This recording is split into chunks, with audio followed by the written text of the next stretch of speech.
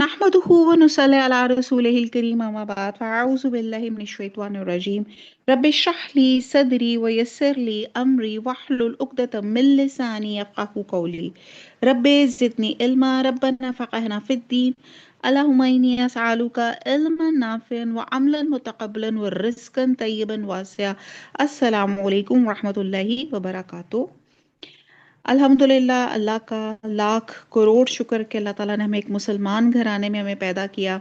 और आज हमारी जो जर्नी चल रही है from born Muslim to a conscious मुस्लिम, अल्लाह ताला शरह सदर करे, आज हम जो कुछ पढ़े हमें समझ भी आए और हम उसको अपने अमलों में भी ढाल सके।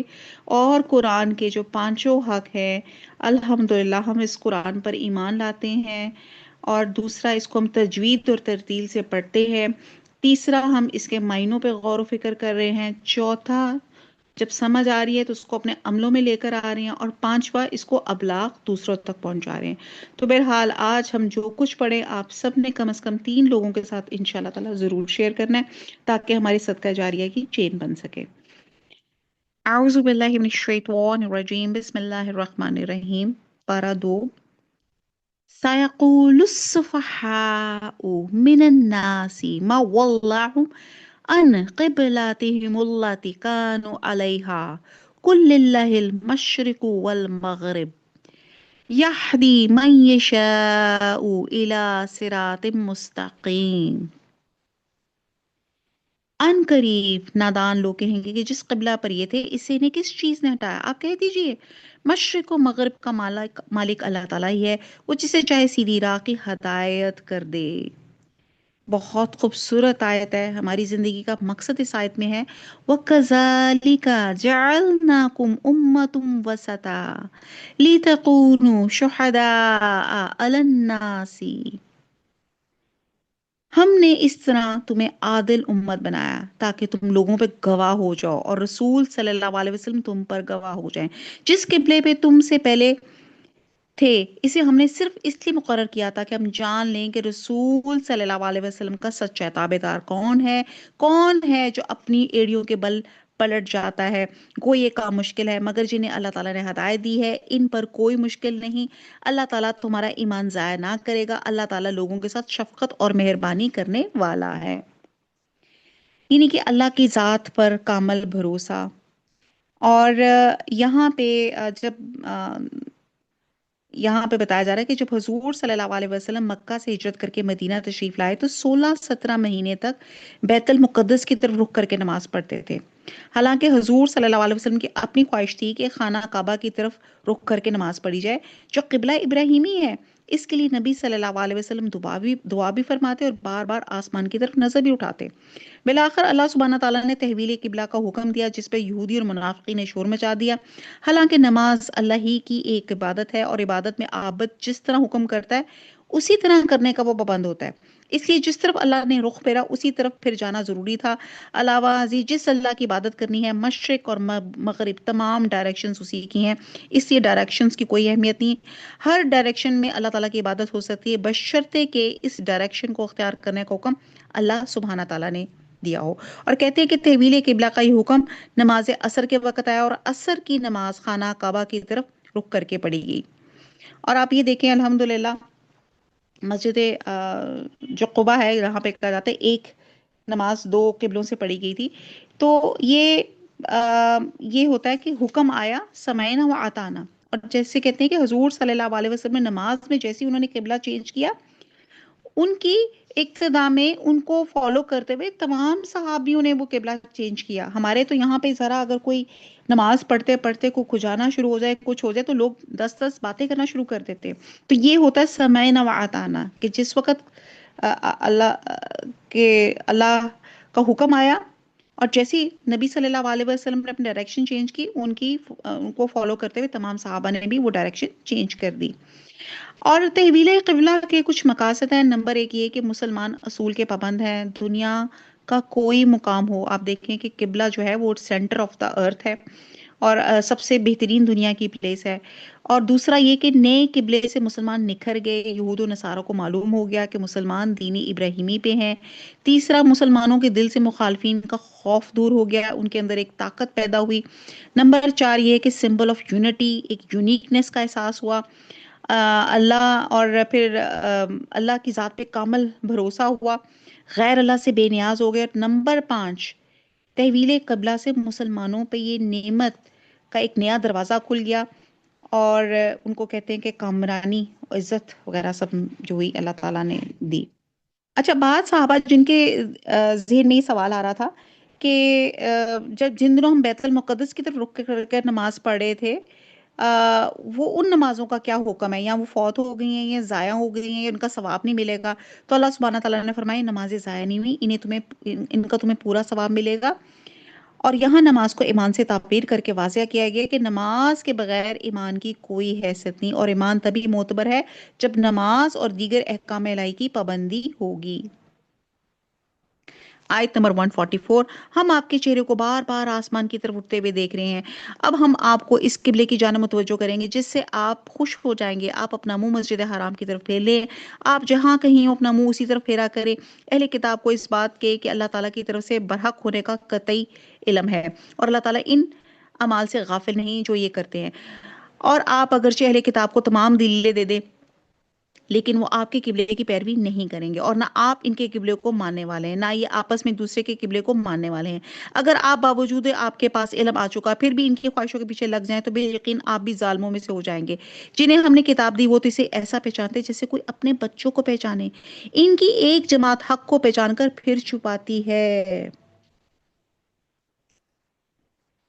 آپ کے رب کی طرف سے یہ سراسر حق ہے، خبردار آپ شک کرنے والوں میں سے نہ ہونا۔ ہر شخص ایک نہ ایک طرف متوجہ ہو رہا ہے، تم نیکیوں کی طرف دوڑو، فاستبقوا الخیرات، فاستبقوا الخیرات۔ یہ اپنے رمضان میں یہ اس کو ٹارگٹ بنا لیں، نیکیوں کی طرف دوڑیں۔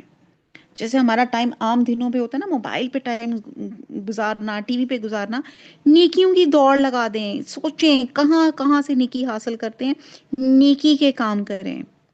جہاں کہیں بھی تم ہو گے اللہ تعالیٰ تمہیں لے آئے گا، اللہ تعالیٰ ہر چیز پہ قادر ہے۔ آپ جہاں سے نکلیں اپنا منہ نماز کے لیے مسجد حرام کی طرف کر لیا کرے، یہی حق ہے آپ کے رب کی طرف سے، جو کچھ تم کر رہے ہو اسے اللہ تعالیٰ بے خبر نہیں۔ اور جس جگہ سے آپ نکلیں اپنا منہ مسجد حرام کی طرف پھیلیں، اور جہاں کہیں تم ہو اپنے چہرے اسی طرف کیا کرو، تاکہ لوگوں کی کوئی حجت تم پہ باقی نہ رہ جائے سوائے ان لوگوں کے جنہوں نے ان میں سے ظلم کیا ہے۔ تم ان سے نہ ڈرو اور مجھے سے ڈرو، تاکہ میں اپنی نعمت تم پر پوری کر دوں، اس لیے بھی کہ تم راہ راست پاؤ۔ اب یہاں پہ کہتے ہیں کہ قبلے کی طرف منہ پھیرنے کا حکم 3 دفعہ دہرایا گیا، جس سے اس کی تاکید اور اہمیت جو ہوتی ہے واضح ہو جاتی ہے۔ اور کہتے ہیں کہ یہ اس لیے کہ سب سے پہلے تو یہ کہ ذہنی خلجان دور ہو جانے کے لیے ضروری تھا کہ بار بار دہرایا جائے، اور اس کی ایک وجہ یہ بتائی گئی کہ نبی صلی اللہ علیہ وسلم کی مرضی اور خواہش تھی۔ دوسری علت جو تھی کہ ایک مستقل مرکز، ایک سینٹر کا وجود ہو گیا، اور تیسری یہ تھی کہ مخالفین کے اعتراضات کا ازالہ ہو گیا، اور یعنی کہ سب کو ایک ڈائریکشن، آپ دیکھتے ہیں نا کہ کس طرح خوبصورت لگتا ہے۔ تو یہاں پہ یہاں پہ 3 دفعہ اللہ سبحانہ تعالیٰ نے جو تھا قبلے کی طرف منہ پھیرنے کا حکم 3 دفعہ یہاں پہ دہرایا گیا، تاکہ کسی طرح کی کنفیوژن جو ہے وہ باقی نہ رہ جائے۔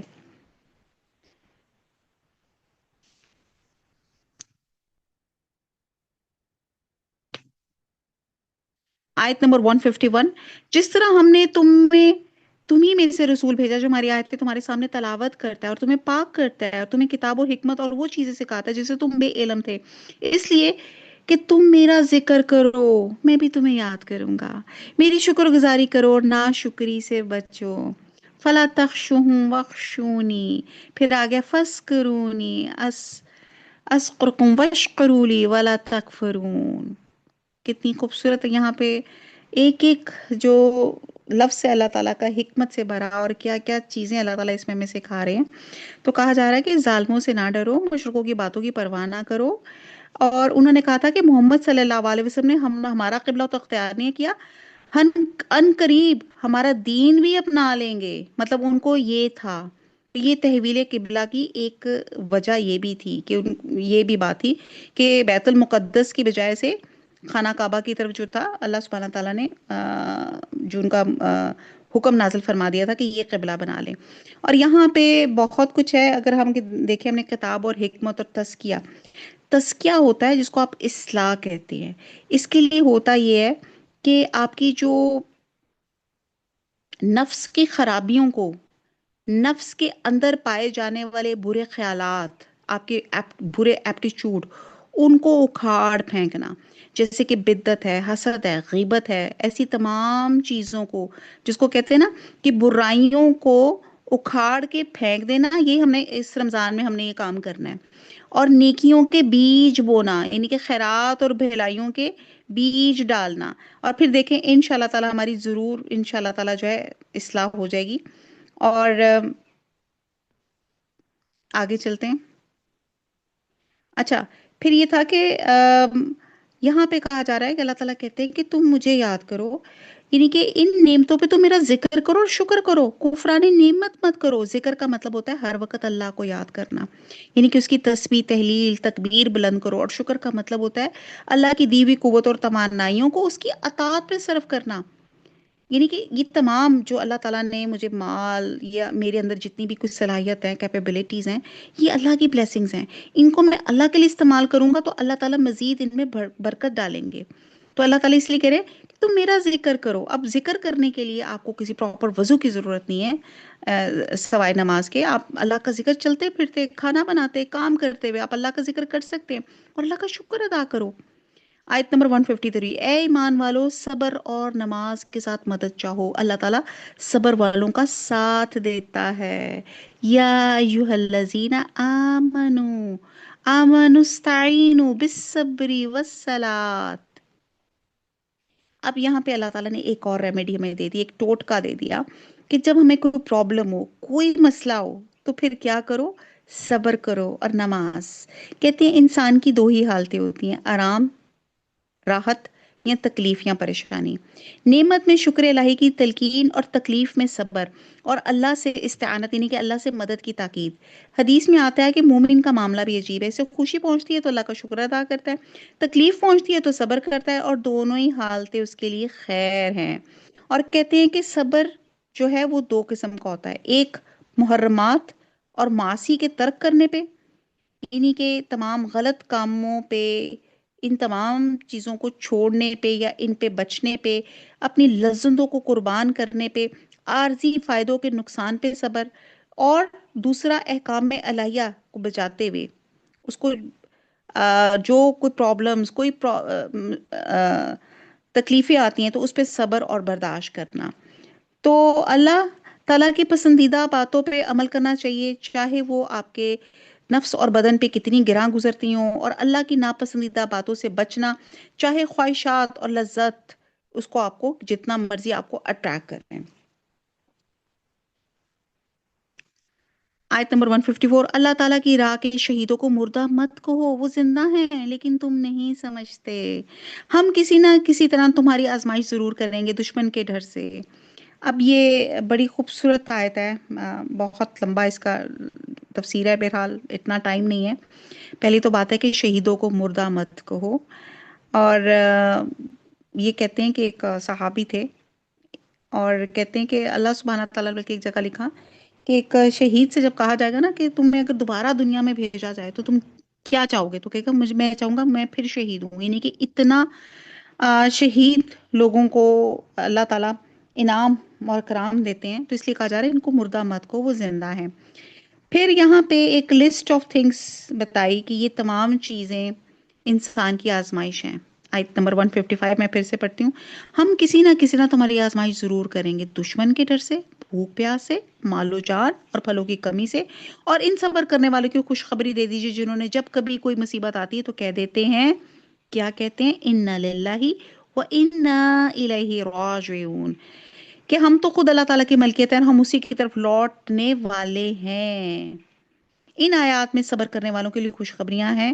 حدیث میں ہے کہ نقصان کے وقت آپ پڑھیں انا للہ و انا للہ و انا الیہ راجعون، اس کے ساتھ آپ پڑھ لیں اللہم اجرنی फी मुसीबती व अखलिफ ली खैरन मिनहा। बहरहाल लौट के तो अल्लाह ही की तरफ जाना है। इन पर इनके रब की नवाज़िशें और रहमतें हैं और यही लोग हिदायत याफ्ता हैं। सफ़ा और मरवा अल्लाह ताला की निशानियों में से हैं, इसलिए बैतुल्लाह का हज और उम्रा करने वालों पर इनका तवाफ कर लेने में कोई गुनाह नहीं। अपनी खुशी से भलाई करने वालों का अल्लाह कदरदान है और इन्हें खूब जानने वाला है। जो लोग हमारी उतारी हुई दलीलों और हदायत को छुपाते हैं, बावजूद हम इसे अपनी किताब में लोगों के लिए बयान कर चुके हैं, इन लोगों पे अल्लाह की और तमाम लानत करने वालों की लानत है। मगर वो लोग तौबा कर लें और इस्लाह कर लें और बयान कर दें तो मैं इनकी तौबा कबूल कर लेता हूँ, और मैं तौबा कबूल करने वाला और रहमो करम करने वाला हूँ। अल्लाह ताला इसी आयत को वसीला बना के हम दुआ करते हैं। अल्लाह ताला हम गुनाहगार बंदे अल्लाह ताला तेरी मजलिस में हाजिर हैं। अल्लाह ताला मेरे जितने भी लोग शामिल हैं, अल्लाह ताला हम सब की हमारी नेक और जायज़ ख्वाहिशात को पूरा कर ले, हमारे सगीरा कबीरा जाने अनजाने तमाम गुनाहों को माफ़ फरमा दे। अल्लाह ताला तौबतुन नसूह करते हैं। अल्लाह आज हम अपने तमाम गुनाहों को अल्लाह ताला कबूल करते हैं, कन्फेस करते हैं। अल्लाह हमने जुल्म किया, अपने ऊपर किया, दूसरों पे किया, अल्लाह तू माफ़ करने वाला है। अल्लाह तेरे दरबार में खड़े हैं, अल्लाह हम सबको माफ़ फरमा दे। अल्लाह माफ़ी का तोहफा दे दे, तौबतुन नसूह अता फरमा दे। आमीन सुम्मा आमीन। आयत नंबर 161, यकीनन जो कफ़ार अपने कुफ्र में मर जाएं इन पर अल्लाह ताला की फरिश्तों की और तमाम लोगों की लानत है, जिसमें ही हमेशा रहेंगे। ना इनसे अज़ाब हल्का किया जाएगा, ना इन्हें ढील दी जाएगी। तुम सबका मबूद एक ही मबूद है, इसके सिवा कोई मबूद बरहक नहीं। वो बहुत रहम करने वाला बड़ा मेहरबान है। आसमान और ज़मीन की पैदाइश, रात दिन का हेर फेर, कश्तियों का लोगों को नफ़ा देने वाली चीज़ों के लिए, वो समुद्रों में चलना, आसमान से पानी उतर के मुर्दा ज़मीन को जिंदा कर देना, इसमें हर किस्म के जानवरों को फैला देना, हवाओं का रुख बदलना और बादल जो आसमान और जमीन के दरमियान मुसख्खर हैं, इनमें अक्लमंदों के लिए कुदरत इलाही की निशानियां हैं। अब ये आयत इस लिहाज से बड़ी जामे, इसमें कायनात की तख्लीक और इसके नज़म और यानी तदबीर के मुतालिक 7 अहम अमूर का इसमें इकट्ठा यहाँ पे जिक्र किया जा रहा है। और बहरहाल डिटेल्स का इतना टाइम नहीं है, मेरा आगे चलते। बाद लोग ऐसे भी हैं जो अल्लाह ताला के शरीक औरों को ठहरा के इनसे ऐसी मोहब्बत रखते हैं जैसे मोहब्बत अल्लाह से होनी चाहिए, और ईमान वाले अल्लाह की मोहब्बत पे बहुत सख्त हैं। काश के मुश्रिक लोग जानते हैं कि जब अल्लाह के अजाबों को देख कर जान लेंगे तमाम ताकत अल्लाह ही को है और अल्लाह सख्त अजाब देने वाला है, तो हरगिज शिरक ना करते। अब शिरक क्या होता है? साझा बना देना है, अल्लाह के साथ किसी और को नाउज़ बिला शरीक कर लेना। तो बहरहाल अल्लाह ताला तमाम गुनाह माफ फरमाएगा। शिरक ऐसा है जिसकी माफी नहीं है।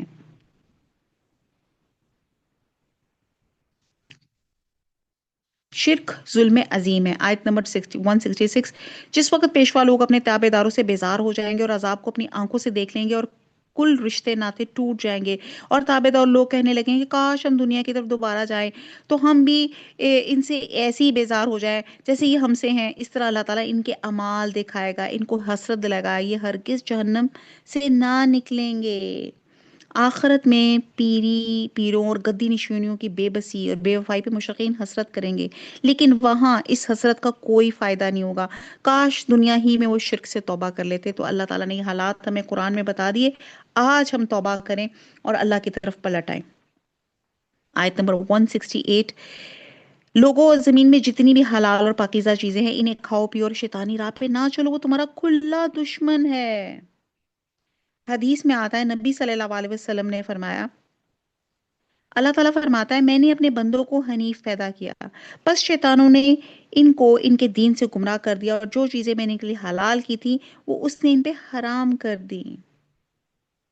आयत नंबर 169, वो तुम्हें सिर्फ बुराई और बेहयाई का और अल्लाह ताला पर उन बातों के कहने का हुक्म देता है जिनका तुम्हें इल्म नहीं, और इनसे जब भी कहा जाता है अल्लाह ताला की उतारी हुई किताब की ताबेदारी करो तो जवाब देते हम तो इस तरीके की पैरवी करेंगे जिन पर हमने अपने बाप दादों को पाया। को इनके बाप दादा बेअकल और कम गुर्दा राह हों। अब ये बहुत डिटेल है कि आजकल हम कोई भी कल्चर कोई भी चीज हो ना तो हम छोड़ते नहीं, ये जी हमारे बाप दादा ये कर रहे थे तो हम उसी चीज को फॉलो कर रहे हैं। तो फिर आप उनके कपड़े, उनकी मॉडेसिटी मतलब उनकी जिस तरीके से वो सादा जिंदगियां गुजारते थे, जिस तरह वो सादा खाना खाते थे, जिस तरह वो सादा मेडिसिन लेते थे, تو وہ کیوں نہیں ہم زندگیاں اپناتے ہیں؟ تو یہ ہمارے ہی اندر ایک ہمارے اندر کا اپنا نفاق ہے کہ ہم غلط چیزوں کو چھوڑنا نہیں چاہتے، اور اس کا نام دیتے ہیں کہ بھائی ہم تو اپنے بڑے بزرگوں کو فالو کر رہے ہیں۔ آیت نمبر 171، کفار کی مثال ان جانوروں کی طرح سے ہے جو اپنے چرواہے کی کی صرف پکار اور آواز ہی کو سنتے ہوئے سمجھتے نہیں، وہ بہرے گونگے اندھے ہیں، انہیں عقل نہیں۔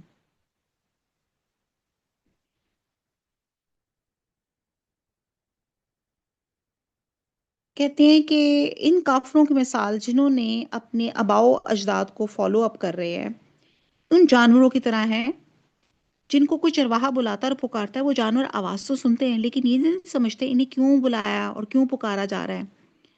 اسی طرح اسکالرس کہتے ہیں کہ یہ وہ لوگ ہیں جو حق کی آواز نہیں سنتے، گونگے ہیں، حق ان کی زبان سے نہیں نکلتا، اندھے ہیں، حق دیکھنے سے عاجز ہیں، بے عقل ہیں۔ تو بہرحال یہاں پہ کفار کی مثال جانوروں کی طرح بیان کی گئی ہے کہ وہ حق دیکھتے ہوئے دیکھ نہیں پاتے، بصیرت نہیں ہے، حق سن نہیں سکتے، سمجھ نہیں سکتے۔ آیت نمبر 172، اے ایمان والو، جو پاکیزہ چیزیں ہم نے تمہیں دے رکھی ہیں انہیں کھاؤ پیو، اللہ تعالیٰ کا شکر کرو، الحمدللہ الحمدللہ الحمدللہ۔ اگر تم خاص اسی کی عبادت کرتے ہو، تم پر مردہ اور بہا ہوا خون اور خنزیر کا گوشت اور ہر وہ چیز جس پہ اللہ کے سوا دوسروں کا نام پکارا گیا ہو حرام ہے۔ پھر جو مجبور ہو جائے وہ حد سے بڑھنے والا اور زیادتی کرنے والا نہ ہو، نہ اس پہ ان کے کھانے میں کوئی گناہ نہیں، اللہ تعالیٰ بخشش کرنے والا مہربان ہے۔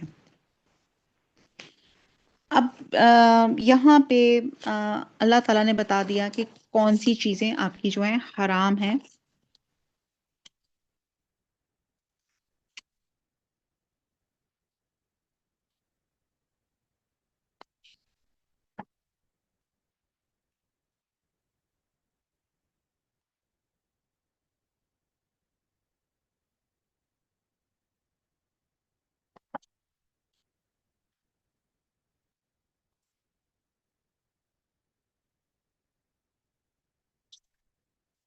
اب آپ دیکھیں کہ یہاں پہ جن چیزوں کو یہاں سے بچنے کی تاکید کی ہے، وہ ایک ہے مردار۔ مردار کوئی بھی مرا ہوا جانور جو اپنی طبی موت مر جائے، اور آپ دیکھیں کہ کوئی جانور تب مرتا ہے جب کوئی بیماری ہوتی ہے یا اس نے کوئی زہریلی چیز کھا لی ہوتی ہے۔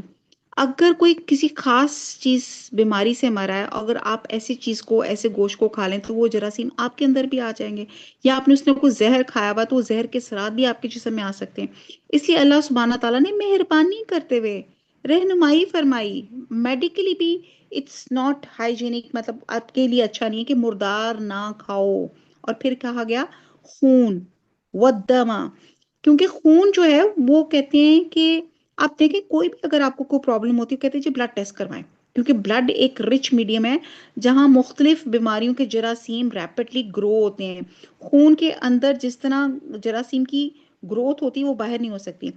اگر کوئی شخص کسی کا خون پی لیتا ہے تو کیا ہوتا ہے کہ وہ بیماریاں بہت جلد اس کے جسم کے اندر داخل ہو جاتی ہیں۔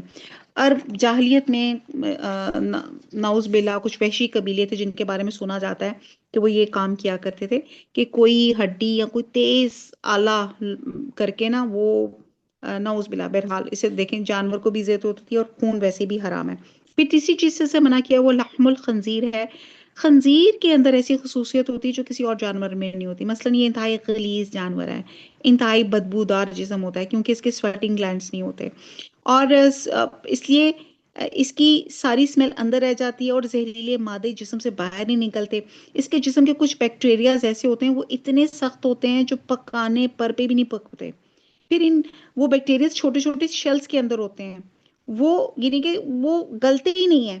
اسی طرح کہتے ہیں کہ یہ انتہائی بے حیا اور بے غیرت ہوتا ہے، یہ واحد جانور ہے جو ہومو سیکشول ہے۔ آپ دیکھیں جو غذا انسان کھاتا ہے نا اس کے اوپر بڑا زبردست اثر رکھتی ہے، اگر انسان ایسی چیز کھا لے تو پھر اسی کے اندر وہی اس کے اندر بھی اثرات آنا شروع ہو جاتے ہیں۔ تو بہرحال چوتھی چیز سے ایک اور چیز سے منع کیا کہ وہ چیز جس پہ اللہ کے سوا کسی اور کا نام لیا ہو، یعنی کہ غیر اللہ کے نام پہ کوئی صدقہ خیرات کی نظر ہو، وہ بھی اسی طرح حرام ہے۔ اللہ تعالی ہمیں دین پہ کاربند رہنے کی توفیق عطا فرمائے۔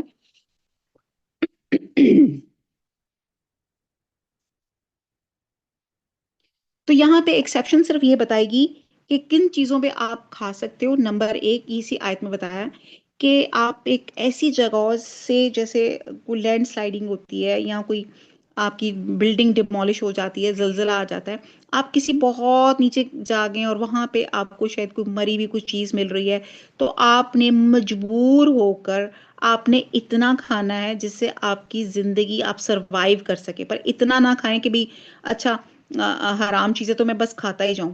تو یہاں پہ اللہ تعالیٰ کہہ رہے ہیں کہ بس وہاں پہ آپ کو تھوڑی سی اجازت ہے کہ جو مجبور ہو جائے. نمبر دو، اتنا کھانا ہے، حد سے زیادہ بڑھ کے نہیں کھانا.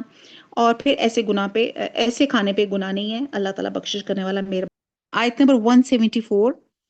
بے شک جو لوگ اللہ تعالیٰ کی اتاری ہوئی کتاب چھپاتے ہیں اور اسے تھوڑی تھوڑی اسی قیمت میں بیچتے ہیں، یقین مانو یہ اپنے پیٹ میں آگ بھر رہے ہیں. قیامت کے دن اللہ تعالیٰ ان سے بات بھی نہیں کرے گا، نہ انہیں پاک کرے گا، بلکہ ان کے لیے دردناک عذاب ہے. یہ وہ لوگ ہیں جنہوں نے گمراہی کو ہدایت کے بدلے اور عذاب کو مغفرت کے بدلے خرید دیا. یہ لوگ آگ کا عذاب کتنا برداشت کرنے والے ہیں. اب دیکھیں کہ انہوں نے ٹریڈنگ کیا کی، نعوذ باللہ، کہ انہوں نے ہدایت کے بدلے گمراہی خرید لی، عذاب خرید لیا مغفرت کے بدلے. آیت نمبر 176. ان عذابوں کا باعث یہی کہ اللہ تعالیٰ نے سچی کتاب اتاری، اسی کتاب میں اختلاف کرنے والی یقیناً دور کے خلاف ہے. شقاق بعید، ساری اچھائی مشرق اور مغرب کی طرف منہ کرنے میں ہی نہیں، بلکہ حقیقتاً اچھا وہ شخص ہے جو اللہ پر، قیامت کے دن پر، فرشتوں پر، کتاب اللہ اور نبیوں پر ایمان رکھنے والا ہو، جو مال سے محبت کرنے کے باوجود قرابت داروں، یتیموں اور مسکینوں اور مسافروں اور سوال کرنے والوں کو دے، غلاموں کو آزاد کرے، نماز کی پابندی اور زکوٰۃ کی ادائیگی کرے، اور جب وعدہ کرے تو اسے پورا کرے، تنگ دستی، دکھ درد اور لڑائی کے وقت صبر کرے. یہی لوگ سچے لوگ ہیں اور یہی پرہیزگار ہیں.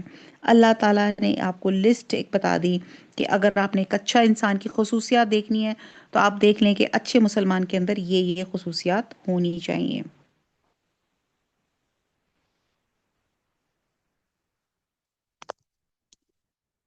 آیت نمبر 178. اے ایمان والو، تم پہ مقتولوں کا قصاص لینا فرض کیا گیا ہے، آزاد آزاد کے بدلے، غلام غلام کے بدلے، عورت عورت کے بدلے. ہاں، جس کسی کو اس کے بھائی کی طرف سے کچھ معافی دے دی جائے، اسے بھلائی کی اتباع کرنی چاہیے اور آسانی کے ساتھ دیت عطا کرنی چاہیے. تمہارے رب کی طرف سے یہ تخفیف اور رحمت ہے. اس کے بعد جو بھی سرکشی کرے اسے دردناک عذاب ہوگا. عقل مندوں، قصاص میں تمہارے لیے زندگی ہے اور اس باعث تم قتل ناحق سے رکو گے.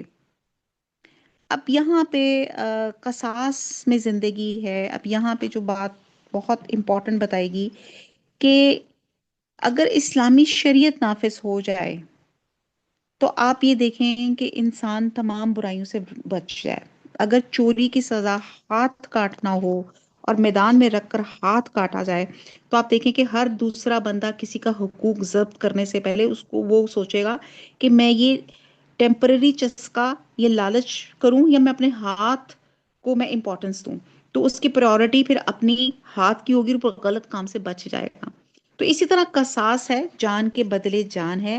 اب یہاں پہ اللہ تعالیٰ نے جو ہے معافی کی دو صورتیں رکھ دی کہ ایک بغیر معاوضہ یعنی کہ مالی یعنی کہ دیت لیے بغیر محض رضائے الہی کے لیے معاف کر دینا، اور دوسری صورت یہ ہے کہ قصاص کی بجائے دیت قبول کر لینا، جس کو کہتے ہیں نا کہ قاتل کو کہا جا رہا ہے کہ بغیر تنگ کی اچھی طریقے سے دیت کی ادائیگی کرو.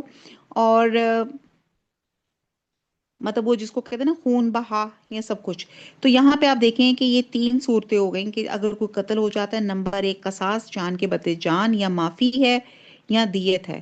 اور یہ تعین بھی جو ہے وہ اللہ سبحانہ تعالیٰ نے ان تمام چیزوں کا اللہ تعالیٰ نے کیا ہے. اور آپ یہ دیکھیں کہ جب قاتل کو یہ خوف ہوگا کہ میں بھی قصاص میں قتل کر دیا جاؤں گا تو پھر اسے کسی کو قتل کرنے کی جرت نہیں ہوگی. ایسا معاشرے جو ہے اس کے اندر یہ قیاس نہیں ہوگا، اس کے اندر ایسی انارکی نہیں ہوگی. وہ خون ریزی ایسی دہشت گردی سے محفوظ رہے گا، امن و امان سے رہے گا. اسی لیے کہا جا رہا ہے قصاص میں زندگی ہے. آیت نمبر 180. तुम पर फर्ज कर दिया गया है कि जब तुम में से कोई मरने लगे और माल छोड़ जाए तो अपने माँ बाप और कराबतदारों के लिए अच्छाई के साथ वसीयत कर जाए। परहेजगारों पर यह हक और साबित है। अब जो शख्स इसे सुनने के बाद बदल दे, इसका गुनाह बदलने वाले पर ही होगा। वाकई अल्लाह ताला सुनने वाला और जानने वाला है। हाँ, जो शख्स वसीयत करने वाले की जानबदारी या गुनाह की वसीयत कर देने से डरे, बस वो इनमें आपस में इस्लाह करा दे, इस पर गुनाह नहीं, अल्लाह ताला बख्शने वाला मेहरबान है। अब यहाँ पे वसीयत के बारे में है कि जो है इसको वसीयत कहते हैं कि सिर्फ एक तिहाई माल की जा सकती, इससे ज्यादा की नहीं की जा सकती। बाकी जो है वो अल्लाह ताला ने फर्ज किया हुआ है कि आपके अकॉर्डिंग आपके विरासत में किसी बेटा बेटी घर वालों का जो शेयर है वो अल्लाह ताला ने सब चीजें मेंशन है यहाँ पे। सिर्फ एक तिहाई आप जो है वसीयत अपनी कर सकते हैं। आयत नंबर 183। अब यहाँ पे रमजान और रोजों की फर्जियत का बारे में आ रहा है। 183, ए ईमान वालो, तुम पे रोजे रखना फर्ज किया गया है जिस तरह तुमसे पहले लोगों पे सोम फर्ज किया गया था, ताकि तुम तकवा अख्तियार करो। अब आप देखेंगे ये भी बता दिया गया कि फर्ज है, और फिर ये भी बताया गया कि मकसद क्या है। जैसे हमने इस्तकबाल रमजान में हमने 3 मकसद पढ़े थे। ला तो हमने इस रमजान में यही 3 मकसद हासिल करने। ला अल्लाकुम तत्ताकुन, तकवा हासिल करना है। ला अल्लाकुम यरशदून, रिश्त यानी कि हदायत हासिल करनी है, अल्लाह से दुआ मांगनी है। और फिर लकुम तशकरून, अल्लाह ताला का शुक्र अदा करना है। आयत नंबर 184, गिनती के चंद ही दिन है, लेकिन तुम में से जो शख्स बीमार हो या सफर में हो तो वो और दिनों में गिनती को पूरा कर ले, और इसकी ताकत रखने वाले एक फिदिये में एक मस्कीन को खाना दें। फिर जो शख्स नेकी में सबकत करे तो उसके लिए बेहतर है। लेकिन तुम्हारे हक में बेहतर काम रोजे रखना है अगर तुम बाइल्म हो। यानी कि यहाँ पे बताया गया कि अपनी आपने गिनती पूरी करनी है। ठीक है जी। और यहाँ पे रायत दी गई है कि अगर कोई बीमार है या कोई सफर में है, लेकिन मैं कहती हूँ आजकल के सफर भी बहुत अच्छे हैं, ये तो आपने खुद देखना है कि, लेकिन यहाँ पे जो इम्पोर्टेंस है कि आपने गिनती पूरी करनी है। और हर साहब ताकत के लिए रोजा फर्ज किया गया है, ताहम ज्यादा बूढ़े दायमी मरीज के लिए अभी भी यही हुक्म है कि वो फिदिया दे सकते हैं। और इसी तरह जो दूध पिलाने वाली माएँ हैं, अगर मुशक्कत महसूस करें या तो वो रोजा ना रखें और बाद में रोजे की कजा दें। आयत नंबर 185। माह रमजान वो है जिसमें कुरान उतारा गया। सुभान अल्लाह। रमजान में नुज़ूल कुरान का मतलब ये नहीं कि मुकम्मल कुरान किसी एक रमजान में नाज़िल किया गया, बल्कि यह है कि रमजान की शब कदर में लोहे महफूज से आसमानी दुनिया पे उतारा गया था, वहां पे बैतुल इज़्ज़ा में रखा गया था, और वहां से हिस्बे हालात 23 सालों तक उतरता रहा। इसलिए कहना है कि कुरान रमजान में या लैलतुल कदर या लैलतुल मुबारका में उतरा, ये सही नहीं, क्योंकि लोहे महफूज से तो रमजान ही में उतरा, और लैलातुल कदर लैला मुबारक एक ही रात है।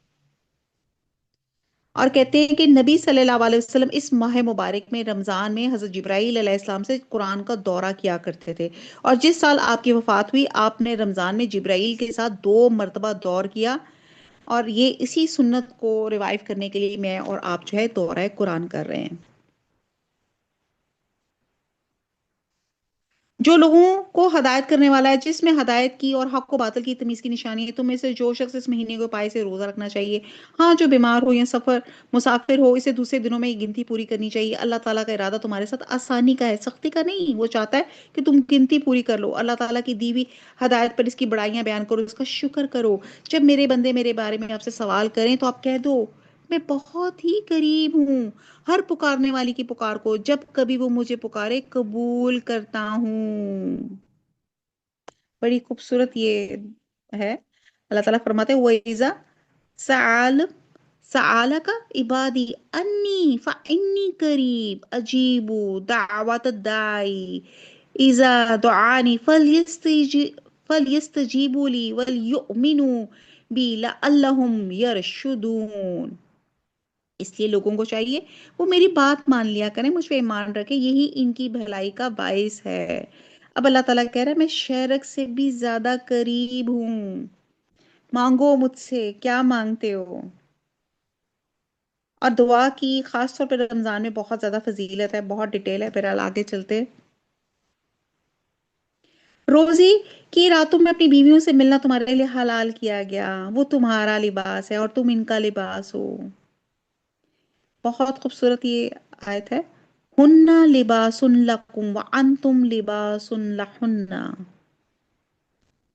तुम्हारी पोशीदा ख्यालों का अल्लाह ताला को इल्म है, इसने तुम्हारी तौबा कबूल फरमा कर तुमसे दरगुजर फरमाया। अब तुम्हें इनसे मुबाशरत की और अल्लाह ताला की लिखी हुई चीज को तलाश करने की इजाजत है। तुम खाते पीते रहो यहाँ तक कि सुबह का सफेद धागा स्याह धागे से जाहिर हो जाए, और फिर रात तक रोजे को पूरा करो, और औरतों से उस वक्त मुबाशरत ना करो जबकि तुम मस्जिदों में इत्तकाफ में हो। ये अल्लाह ताला की हदूदें हैं, तुम इनके करीब भी ना जाओ। इस तरह अल्लाह ताला अपनी आयतें लोगों के लिए बयान फरमाता है ताकि वो बचे।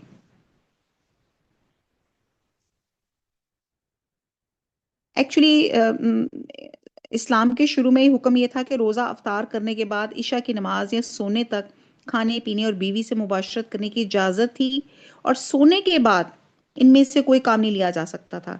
तो बड़ी सख्त यहाँ पे बात थी। तो बहरहाल,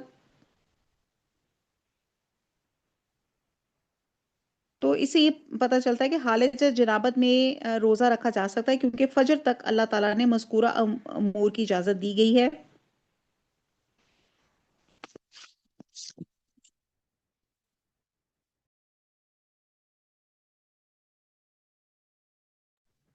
आपका जो मर्द और औरत का जो फितरी ताल्लुक है, उसको सिर्फ रोजे में मना किया गया है, और रोजे इफ्तारी के बाद आप अपने उस ताल्लुक को बहाल रख सकते हैं।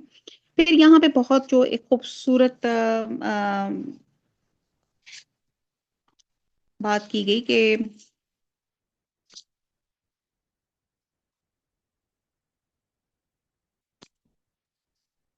लिबासुन लकुम व अंतुम लिबासुन लहुन्ना। लिबास यानी कि अल्लाह ताला ने बताया कि जैसे मैंने अक्सर कहती हूँ कि दुनिया का पहला रिलेशन जो था मियाँ बीवी का था, और मियाँ बीवी को एक दूसरे को लिबास कहा गया। सबसे पहले हम देखते हैं कि लिबास का फायदा क्या है। सबसे पहले लिबास जो है आपके काबिल शर्म हिस्सों को ढांपता है, क्योंकि शौहर और बीवी एक दूसरे के बहुत क्लोज होते हैं। तो यहाँ पे बताया जा रहा है कि वो एक दूसरे के पर्दापोश हैं। ये इन दोनों का फर्ज है कि एक दूसरे की ऐब किसी तीसरे के सामने ना रखें, एक दूसरे की कमजोरियों को कहीं उछाले ना, अपने मामलात में दूसरों को दखल अंदाजी ना करने दें। ये तो एक तो पहले एक बात ये होगी कि सबसे क्लोजेस्ट है मियाँ बीवी का रिलेशन, जैसे लिबास सबसे आपकी बॉडी में सबसे क्लोजेस्ट है। तो ये आपकी कमजोरियों को, आपके ऐब को ढकता है। और इसी तरह बताया गया, एक ताकीद की गई कि मर्द और मियाँ बीवी एक दूसरे की जो है अपने राजों को, अपनी चीजों को, अपनी कमजोरियों को अपने तक रखें। फिर आप देखें कि लिबास जो है आपकी इज्जत भी है, वकार भी है। ठीक है। तो इसी तरह ये मियाँ बीवी का रिश्ता भी आपस में इज्जत और वकार का है। और दोनों रिलेशनशिप्स को अपनी अपनी फैमिलीज में अपनी अपनी जगह उसकी इज्जत, यानी कि शौहर बीवी के खिलाफ या बीवी शौहर के खिलाफ हर जगह बातें ना करे, और साथ साथ जो है एक दूसरे की इज्जत भी करवाएं। और फिर आप देखें कि लिबास जो है वो आपको सर्दी गर्मी से भी बचाता है। ठीक है। तो जिससे हमें समझ आती है कि ये ताल्लुक ऐसा है जो इंसान को बहुत सी बुराइयों से महफूज रखता है। लिबास और जिस्म में कोई आड़ नहीं होती, और इस ताल्लुक में भी कोई आड़ नहीं होती। इसी तरह लिबास जिस्म के साथ रहता है। तो शौहर और बीवी भी अल्लाह ताला ने ऐसा रिश्ता बनाया है जो दोनों एक दूसरे के साथ रहते हैं। फिर एक नई नस्ल वजूद में आती है। और लिबास, बगैर लिबास के इंसान शर्माता है। और इसी तरह जब तलाक हो जाती है तो इंसान का ये जोड़ा टूट जाता है। तो भी इंसान के लिए एक हया की बात बन जाती है। और इसी तरह लिबास जो होता है वो इंसान की इज्जत में, इंसान के हुस्न में, उसकी जीनत में इजाफा करता है। आप देखते हैं ना, आजकल तो मसले ही जोड़ों का ही है ना, कि जोड़े, वो लतीफा ही याद आ गया कि जोड़ों का दर्द हो रहा है। मैंने कहा चले जी किसी बुटीक पे ले जाए ताकि इसके जोड़ों का दर्द तो ठीक किया जाए। बहरहाल, जोड़े, आप देखें कि किस कदर हमें जिंदगी का मकसद यही लगता है कि जोड़ा एक लिबास बेहतरीन बन जाए। और आप देखें कि बेहतरीन लिबास बनाने के लिए उसको कट और उसमें एम्बेलिशमेंट्स और कितनी कितनी चीजें लगानी पड़ती हैं। तो इसी तरह शौहर और बीवी एक दूसरे के लिए इज्जत हैं, जीनत हैं, एक दूसरे के लिए एतमाद और सुकून का जरिया है। ये खींचा तिनी का रिश्ता नहीं है। बहरहाल बहुत कुछ है, अगर हम इस खूबसूरत रिश्ते को हम डिफाइन करें कि ये इतना खूबसूरत रिश्ता है कि जिसको अल्लाह ताला ने कुरान में कहा कि ये एक दूसरे का लिबास है, इतने करीब हैं।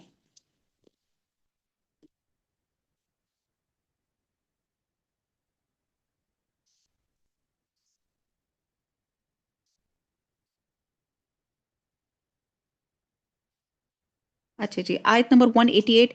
एक दूसरे का माल नाहक ना खाया करो, ना हाकिमों को रिश्वत पहुंचा के किसी का कुछ माल जुल्म से तुमसे अपना अपना कर लिया करो, अपना कर लिया करो, हालांकि तुम जानते हो। लोग आपसे चांद के बारे में सवाल करते हैं, आप कह दीजिए ये लोगों की इबादत के वक्त और हज के मौसम के लिए है। एहराम के वक्त हालत में घरों के पीछे से तुम्हारा आना कुछ नेकी नहीं, बल्कि नेकी वाला वो है जो मुत्तकी हो। और घरों में तो दरवाजों में से आया करो और अल्लाह से डरते रहो ताकि तुम कामयाब हो जाओ। अब ये क्या था, इंसान जाहिलियत में जब हज या उम्रे का एहराम पहनते थे, तो जब किसी खास जरूरत के लिए घर आने की जरूरत पड़ती थी, तो दरवाजे से आने की बजाय दीवार फैलाकर अंदर आते थे और उसको वो नेकी समझते थे। तो अल्लाह ताला ने फरमाया नेकी नहीं है, और ये नहीं है। और आगे आयत नंबर 90 है। और लड़ो अल्लाह की राह में उनसे जो तुमसे लड़ते हैं, जहाद करो और ज्यादती ना करो, अल्लाह ताला ज्यादती करने वालों को पसंद नहीं फरमाता। और इस आयत में पहली मर्तबा इन लोगों को लड़ने की इजाजत दी गई, और उसमें भी कहा गया कि दुश्मन के साथ ज्यादती ना करें, जुल्म का खात्मा करें। आयत नंबर 191। इन्हें मारो जहां भी पाओ और इन्हें निकालो जहां से इन्होंने तुम्हें निकाला। और सुनो, फितना कत्ल से ज्यादा सख्त है। वल फितना तो अशद्दु मिनल कत्ल। और मस्जिद हराम के पास इनसे लड़ाई ना करो जब तक ये खुद तुमसे ना लड़ें। अगर ये तुमसे लड़ें तो तुम भी इन्हें मारो, काफिरों का बदला यही है। बहरहाल ये बहुत एटिकेट्स जंग के बताए गए हैं कि जंगें बेसिकली दो किस्म की होती हैं। एक होती है डिफेंसिव वॉर और एक होती है ऑफेंसिव वॉर। तो दोनों का मकसद जो होता है फितना ख़त्म करना होता है। और उस फितने में भी बहुत अल्लाह ताला की तरफ से जो हमें अहकामात हैं कि बूढ़े औरतों को, बूढ़े लोगों को, बच्चों को दरख्त ना काटें, जानवरों को बगैर मसलत के नहीं मारना, ज्यादती नहीं करनी। बहुत सी चीज़ें इस तरह यहाँ पे बताया गया हुआ है। और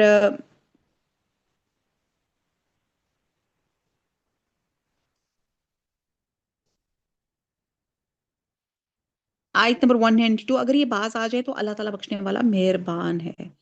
इनसे लड़ो जब तक कि फितना ना मिट जाए, अल्लाह ताला का दीन गालिब ना आ जाए। अगर ये रुक जाए तो तुम भी रुक जाओ। ज्यादती तो सिर्फ जालिमों पर ही है। हुर्मत वाले महीने हुर्मत वाले महीनों के बदले हैं, और हुर्मतें अदले बदले की हैं। जो तुम पे ज्यादती करे तुम भी उस पर उसी के मसल ज्यादती करो जो तुम पर की। और अल्लाह ताला से डरते रहा करो और जान रखो कि अल्लाह ताला परहेजगारों के साथ है। एक्चुअली 6 हिजरी में रसूल सल्लल्लाहु अलैहि वसल्लम 1400 सहाबा को साथ लेके उम्र के लिए गए, लेकिन कफारे मक्का ने इन्हें मक्का नहीं जाने दिया और तय पाया कि आइंदा साल मुसलमान 3 दिन के लिए उम्रा करने की गर्ज से मक्का आ सकेंगे। और ये ज़ीक़त का महीना था जो हुर्मत वाले महीनों में से था।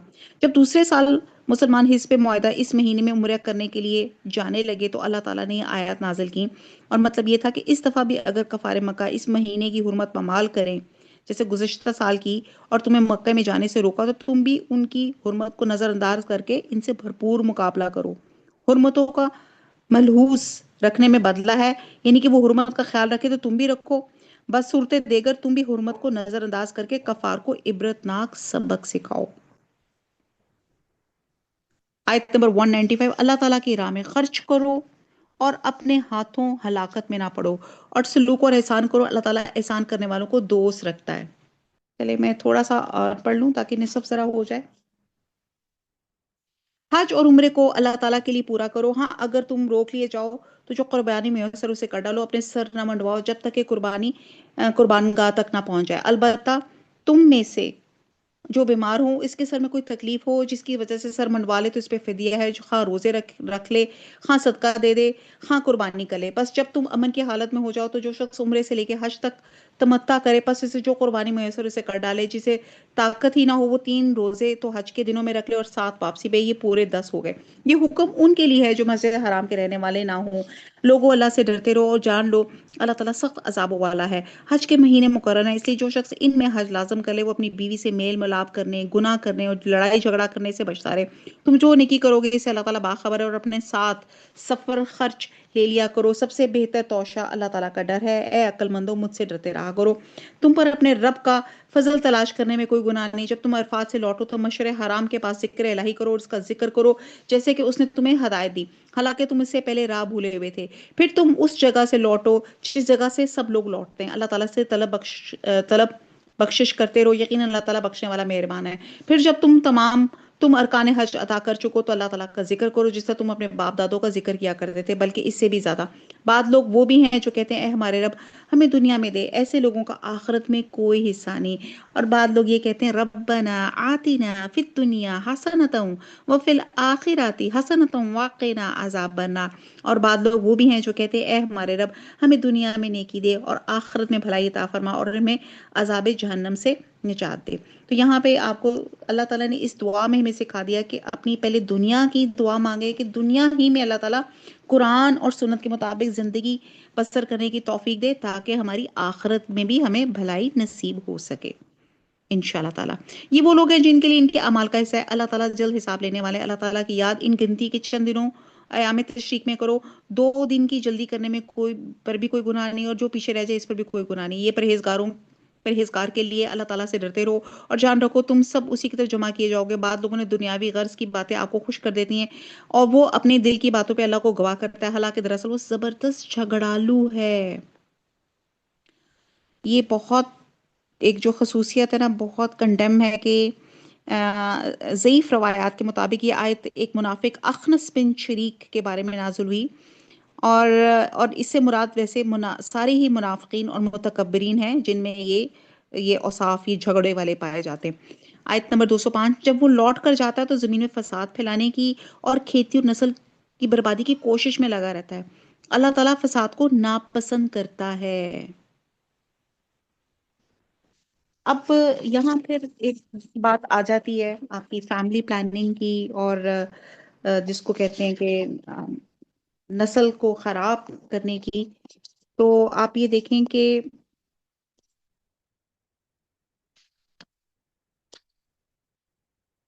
آپ اپنی دعاؤں کا بھی تھوڑا سا ذرا دیکھیں کہ ہم کیا پہلے دنیا مانگ رہے ہیں یا آخرت مانگ رہے ہیں، اور اللہ تعالیٰ ہماری دنیا ہم ایسے کام کر لے کہ ہماری آخرت جو ہے وہی ہماری سنور جائے۔ اب یہاں بات پوری تھی کہ کھیتی اور نسل کا ہلاک کرنا۔ آپ دیکھیں کہ جو ترقی یافتہ ممالک ہیں جہاں ایک بلی بھی زخمی ہوتی ہے تو لوگ رونے لگ جاتے ہیں، ٹھیک ہے۔ اب یہاں ہماری جیسے غزہ میں، آپ کے فلسطین میں کیسے مسلم امہ کو کاٹ کاٹ کے پھینکا جا رہا ہے، تباہی بربادی ہو رہی ہے، اور سب جو ہے جس کو کہتے ہیں بس خاموش تماشائی بنے بیٹھے ہوئے ہیں۔ تو یہ بات ہو رہی ہے کھیتی اور نسل کی تباہی کی۔ تو یہ ویسٹرن لابی نے جو کیا ہے کہ آپ دیکھیں کہ ہماری جیسے آپ کی ایک ٹرم آج کل جو بہت آ گئی ہے جس کو ہم آرگینک کہتے ہیں ٹرم، کہ ایسی فصل جس میں کوئی آپ کے پیسٹی سائڈز، آپ کے کوئی فرٹیلائزر آرٹیفیشلز کوئی چیزیں نہ ڈلی ہوں، آرگینکلی طریقے سے جو گرو کی جائے وہ آرگینک اس غذا کو کہا جاتا ہے، اور وہ آپ کی ہائیجین کے لیے بہت اچھی ہے، آپ کی صحت کے لیے بہت اچھی ہے۔ اب یہ ویسٹرن لابی نے کیا کیا ہے کہ انہوں نے جو بڑے زیادہ پیسٹی سائڈز اور آپ کو فرٹیلائزر آرٹیفیشل پتہ نہیں کیا کیا چیزیں نکال دیں کہ جی آپ یہ اس کو ڈالیں گے تو آپ کی کھیتی جو ہے وہ بہت زیادہ ملٹیپل اس کے جو اس کے فائدے ہوں گی، اس میں فصلیں بہت اچھی ہوں گی۔ تو لیکن آپ دیکھیں کہ اللہ کے ہر کام میں حکمت ہے، کہ آپ یہ سوفسٹیکیٹڈ اور زہریلی کھادیں آپ ان کو فصلوں میں ڈال تو دیتے ہیں اور پھر وقتی طور پہ فائدہ بھی ہوتا ہے، زمین میں کیڑے مکوڑے بھی ختم ہو جاتے ہیں، حالانکہ اللہ کے ہر کام میں حکمت ہے۔ یہ جو کیڑے مکوڑے ہوتے ہیں زمین کو نرم کرنے کا کام کرتے ہیں، اور جس سے پودوں کی جڑیں خوب پھیلتی ہیں، پانی اندر تک جذب ہوتا ہے اور پودے زیادہ بڑے ہوتے ہیں اور زیادہ صحت مند ہوتے ہیں۔ لیکن جب ہم زہریلی دوائیاں استعمال کرنا شروع کر دیتے ہیں تو پھر ہم ایک لائف سائیکل ڈسٹرب کر دیتے ہیں۔ لائف سائیکل کیا ہوتا ہے کہ جیسے وہ کیڑے مکوڑے مر گئے اور پھر ان کیڑے مکوڑوں کو کھاتے تھے جو پرندے، وہ ان کی نسلیں ختم ہو گئی۔ پھر آپ یہ دیکھیں کہ یہ آپ لائف سائیکل ڈسٹرب، پھر ہم دیکھتے ہیں کہ اس طرح جو زمین کو کیڑے جب نرم کرتے ہیں تو اسے آکسیجن بھی جو ہوتی ہے اس میں زیادہ جذب ہوتی ہے۔ تو پھر آپ یہ دیکھیں کہ یہ تمام جو چیزیں ایڈورٹائزمنٹس ہیں آپ کی، یہ آپ کی نسل اور کھیتی کو برباد کرتے ہیں۔ پھر اسی طرح آپ دیکھیں کہ اب کیا ہو رہا ہے کہ ایسی بھی چیزیں آ رہی ہیں کہ ایک سال تو فصل بہت اچھی ہوتی ہے لیکن آئندہ جو سال ہوتا ہے وہ فصل وہ بیج نہیں بنا سکتی، تو ہر سال پھر آپ کو نیا بیج خریدنے کی ضرورت ہوتی ہے، اور وہ بیج چند ہاتھوں میں ہے اور ایسی قوموں کے پاس ہے जिनसे अगर आपकी कुछ अनबन हो गई तो वो आपकी जमीन खाली पड़ी रह जाएगी, आपके पास बीज भी नहीं होगा, क्योंकि बीज बोने का जो अमल प्रोसेस था वो खत्म हो गया। तो आप देखें, ये बहुत लंबी डिटेल है कि किस तरह खेतों की हलाकत हो जाती है। और फिर खेतों से अगर आप ये सीडलेस फ्रूट्स आप अपनी तरह से मजे से खाते हैं, लेकिन अब आप देखें कि ये एक बिग डिजास्टर है। ये एक अपनी तरह से वो नई टेक्नोलॉजी दे रहे हैं, लेकिन वो क्या कर रहे हैं कि हमारी खेतियों को तबाह कर रहे हैं। और फिर नस्लों की हलाकत क्या है? एक तो जब जैसे मैंने आपको बताया कि वो लाइफ साइकिल आपका डिस्टर्ब हो गया, वो जो कीड़े मारे कीड़ों पे जो परिंदे जिंदा थे, फिर वो उनकी नस्ल खत्म हुई, और उन परिंदों पे जिनको वो और एक और कोई खाता था, यानी कि पूरा आपका लाइफ साइकिल डिस्टर्ब हो गया। और इस तरह आपकी एक्सटिंक्ट हो गए आपके जानवर। फिर इसी तरह आप ये देखें कि आपकी आजकल जैसे हमारे बहुत ज्यादा, आप देखें, आप किसी से पूछे आपके कितने बच्चे, वो कहेंगे जी दो, एक, ओ नहीं जी हम तो अफोर्ड ही नहीं कर सकते, या इतने बच्चे। और अगर आप इसी तरह अगर आपने किसी मुलाजमीन के पूछे बच्चे, तो जैसे मेरी अपनी कोई वो थी, तो उनका माशाल्लाह 12वां बच्चा पैदा हो रहा था। तो रिस्क, जो गरीब लोग हैं जो अफोर्ड नहीं कर सकते, वो तो माशाल्लाह बच्चे पैदा कर रहे हैं, और जो माशाल्लाह ठीक ठाक लोग हैं, खुशहाल लोग हैं, वो बच्चा पैदा करते हुए सोचते हैं कि भाई जी दो बच्चे खुशहाल घराना, ऐसे स्लोगन्स बन गए। तो बहरहाल ये एक इंसान की हलाकत का एजेंडा है। हजूर सल्लल्लाहु अलैहि वसल्लम कहते थे मुझे फख्र है उन माओं पे जो बहुत ज्यादा बच्चा जनने वाली हैं।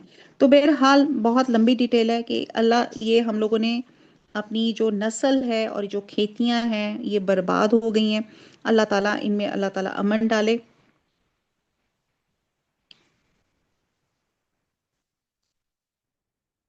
अल्लाह ताला फसाद को पसंद नहीं करता। आयत नंबर 206। और जब इनसे कहा जाता है अल्लाह से डरो, तो तकबर और तासब उन्हें इसे गुनाह पे आमादा कर देता है। ऐसे के लिए बस जहन्नम है, और यकीन वो बदतरीन जगह। और बाद लोग वो भी हैं जो अल्लाह ताला की रजामंदी की तलब में अपनी जान तक बेच डालते हैं। अल्लाह ताला अपने बंदों पर बड़ी शफकत करने वाला है। ईमान वालो, इस्लाम में पूरे के पूरे दाखिल हो जाओ, और शैतान के कदमों की ताबेदारी ना करो, वो तुम्हारा खुला दुश्मन है। जैसे हम गाड़ी में बैठते हैं ना, तो पूरा दाखिल होते हैं, जरा आपका दुपट्टा वगैरह बाहर रह जाए तो कहते फिरते जी बाजी दुपट्टा अंदर कर लें। तो इसी तरह मकसद ये है कि पूरे रिचुअल्स अपनाएं, ये नहीं कि एक चीज अपनानी है, एक रूल अपनाएं और दूसरा छोड़ दें। इस्लाम में पूरे के पूरे दाखिल हो जाएं। अगर तुम बावजूद तुम्हारे पास दलीलें आ जाने के बाद फिसल जाओ, तो जान लो अल्लाह ताला गलबे वाला और हिकमत वाला है। अगर तुम बावजूद तुम्हारे क्या लोगों को इस बात का इंतजार है कि इनके पास खुद अल्लाह ताला अबर के साए इस बानों में आ जाए, और फरिश्ते भी, और काम इंतहा तक पहुंचा दिया जाए। अल्लाह ताला ही की तरफ तमाम काम लुटाए जाते हैं। पीछे जो था ना, हम लोगों ने दो करेक्टर्स के बारे में पढ़ा था। एक वो करेक्टर जो बड़ा झगड़ालू है, जो 204 में था, और एक 207 में था। ये दो करेक्टर्स अल्लाह सुब्हानहू व तआला ने बताया कि एक करेक्टर थे हजरत सुहेब रूमी, कि जब वो हिजरत करने लगे तो काफिरों ने कहा ये माल सब यहाँ का कमाया हुआ है, इसे हम साथ नहीं ले जाने देंगे। हजरत सुहेब ने ये सारा माल इनके हवाला कर दिया, और दीन साथ लेके हजूर सल्लल्लाहु अलैहि वसल्लम की खिदमत में हाजिर हो गए। तो नबी सल्लल्लाहु अलैहि वसल्लम ने सुन के फरमाया, सुहेब ने नफा बख्श तजारत की, और ये दो मर्तबा फरमाया। और ये आयत आम भी है, तमाम मोमिनीन मुत्तकीन और दुनिया के मुकाबले में दीन को और आखिरत को तरजीह देने वालों को शामिल है। और इस किस्म की तमाम आयत के बारे में जो किसी खास शख्स या वाक़े के बारे में नाजुल है, ये असूल है कि अमूम के एतबार के, यानी कि इसको सबब नुज़ूल के खसूस का एतबार नहीं किया जाएगा। और जैसे मैंने बताया 204 में थी, अखनस बिन शरीक की एक वो करेक्टर था जो बुरे करेक्टर का बंदा था। ये हर उस शख्स पे सादिक आएगा जो उस जैसे बुरे किरदार का होगा, यानी कि झगड़ालू होगा, खैर और कमाल ईमान से खाली होगा। तो यहाँ पे ये दो करेक्टर्स की बात थी। फिर हमने पढ़ा कि दीन में पूरे के पूरे दाखिल हो जाओ, शैतान के कदमों की पैरवी ना करो, और वो तुम्हें इस्लाम में जो कहते हैं ना बुराइयों पे खुशनुमा गुलाब चढ़ा के बिदात कराता है, और अपने रंग में तुम्हें डुबोता है। तो बहरहाल अल्लाह ताला हम सबको शैतान से, मरदूद से महफूज करे। आमीन सुम्मा आमीन। आयत नंबर 211 है।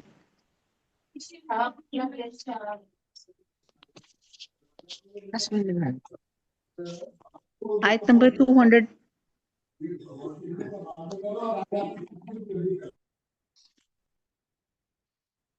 जरा माइक्स थोड़े से ऑफ कर लिया करें। रिकॉर्डिंग जरा साथ चल रही होती है। अच्छा जी। आयत नंबर 211, पारा नंबर 2। बनी इसराइल से पूछो, पूछो तो कि हमने इन्हें किस कदर रोशन निशानियां अता फरमाई, और जो शख्स अल्लाह ताला की नेमतों को अपने पास पहुंच जाने के बाद बदल डाले, वो जान ले कि अल्लाह ताला भी सख्त अजाबों वाला है।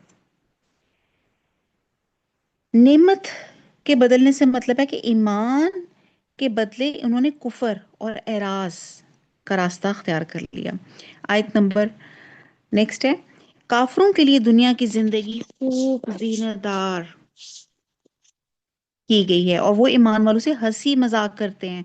हालांकि परहेजगार लोग क़यामत के दिन इनसे आला होंगे। अल्लाह ताला जिसे चाहता है बेहिसाब रोजी देता है। चूंकि मुसलमानों की अक्सर गुरबा पे मुश्तमिल थी, जो दुनियावी आसाइशों से महरूम थे, इसलिए काफर और खास तौर पे ये कुरैश मक्का इनका मजाक उड़ाते थे। आयत नंबर 213, दरअसल लोग एक ही ग्रोह थे। अल्लाह ताला ने नबियों को खुशखबरियां देने वाला और डराने वाला बनाकर भेजा और उनके साथ सच्ची किताबें नाज़िल फरमाई, ताकि लोगों के हर अख्तलाफी अमर का फैसला हो जाए। और सिर्फ इन्हीं लोगों ने, जो इसे दिए गए थे, अपने पास दलाइल आ चुकने के बाद आपस के बुग़्ज़ और अनाद की वजह से इसमें इख्तलाफ किया। इसलिए अल्लाह पाक ने ईमान वालों की इस इख्तलाफ में भी हक की तरफ अपनी मशीयत से रहबरी की, और अल्लाह जिसको चाहे सीधी राह की तरफ राहबरी करे।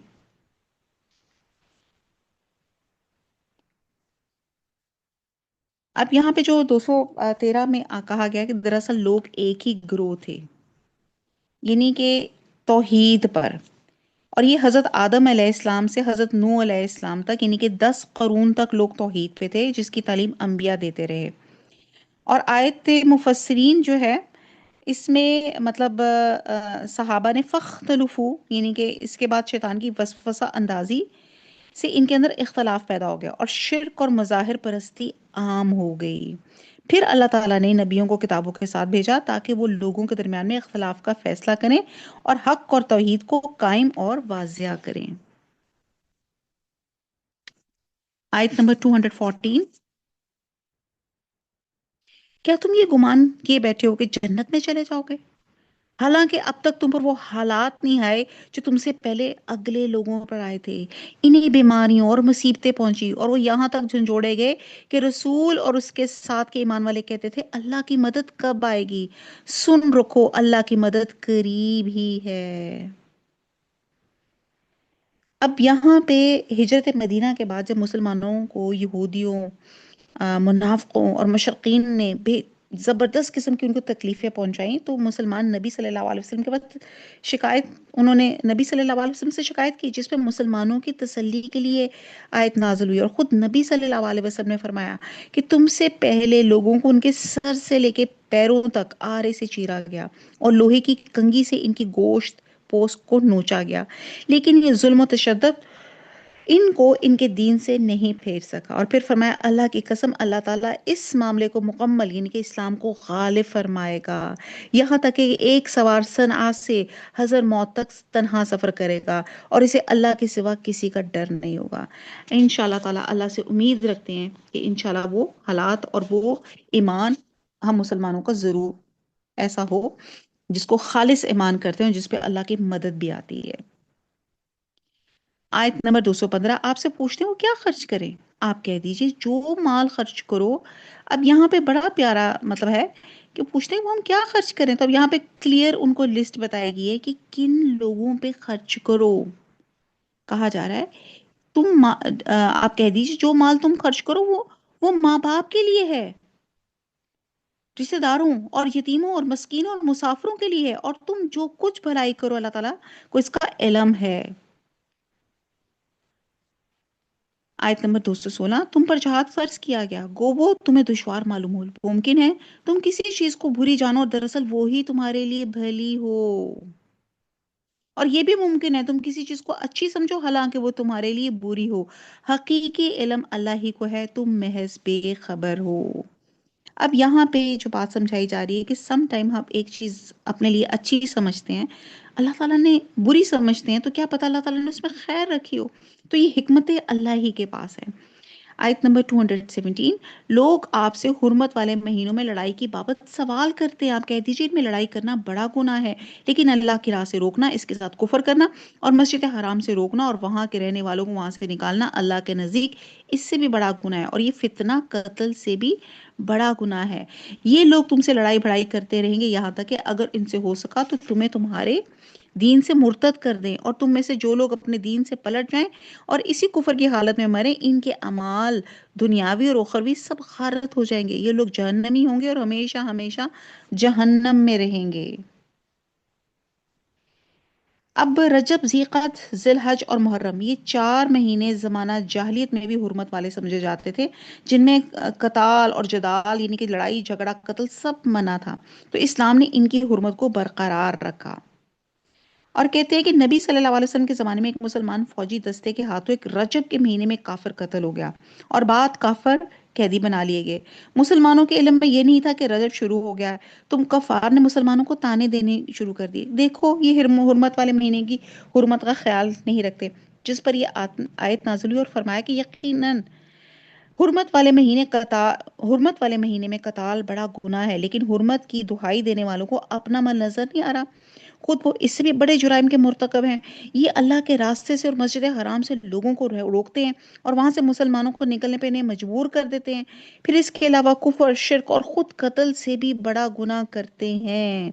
اس لیے اگر مسلمان غلطی سے کوئی ایک آدھ اس طرح کچھ حرکت ان سے حرمت والے مہینے میں ہو جائے تو اس پہ واویلا کرنے کی بجائے ان کو اپنے نام اعمال دیکھ لینا چاہیے۔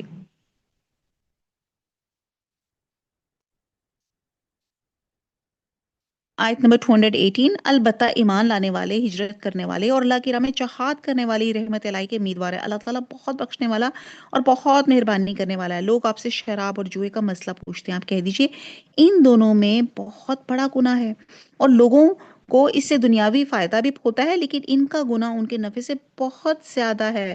آپ سے یہ بھی دریافت کرتے ہیں کہ کیا کچھ خرچ کریں، تو آپ کہہ دیجئے حاجت سے زائد چیز، کل العفو۔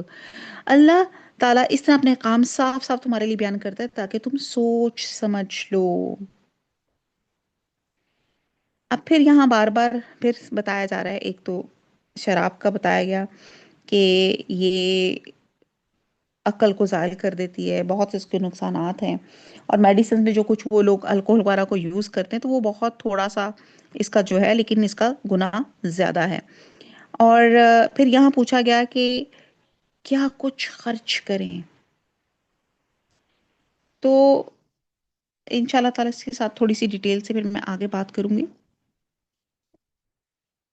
تو یہاں پہ دیکھیں کہ آپ کہہ دیجئے حاجت سے زائد چیز، یہ اتنی اس میں سائنس میڈیسن سب چیزیں آ جاتی ہیں، جو چیز آپ کی باڈی میں زیادہ ہوتی ہے وہ آپ کے لیے نقصان دہ ہوتی ہے، شوگر باڈی میں زیادہ ہو جائے تو ڈائبیٹک ہو جاتے ہیں، کوئی بھی چیز آپ کی جسم آپ کی پاس زیادہ ہو جائے تو وہ آپ کے لیے فتنہ بن جاتی ہے، تو اس لیے کہا جا رہا ہے جو کچھ زیادہ ہو اللہ کہ ہاں اس کو مطلب آپ اس کو تقسیم کر دیں۔ اور یہاں پہ نفاق کی جو ہے ترغیب دی گئی، اور اسے ایک تو زیر کفالت آدمیوں کی افراد کی خبر گیری اور ان کی ضروریات کو مقدم رکھنے کا حکم دیا گیا، دوسرا اس طرح خرچ کرنے سے بھی منع کیا گیا کہ کل کو تمہیں یا تمہارے اہل خاندان کو دوسرے کے آگے دست و سوال دراز کرنا پڑے، یعنی کہ ایک ماڈریٹ طریقے سے آپ نے خرچ کریں۔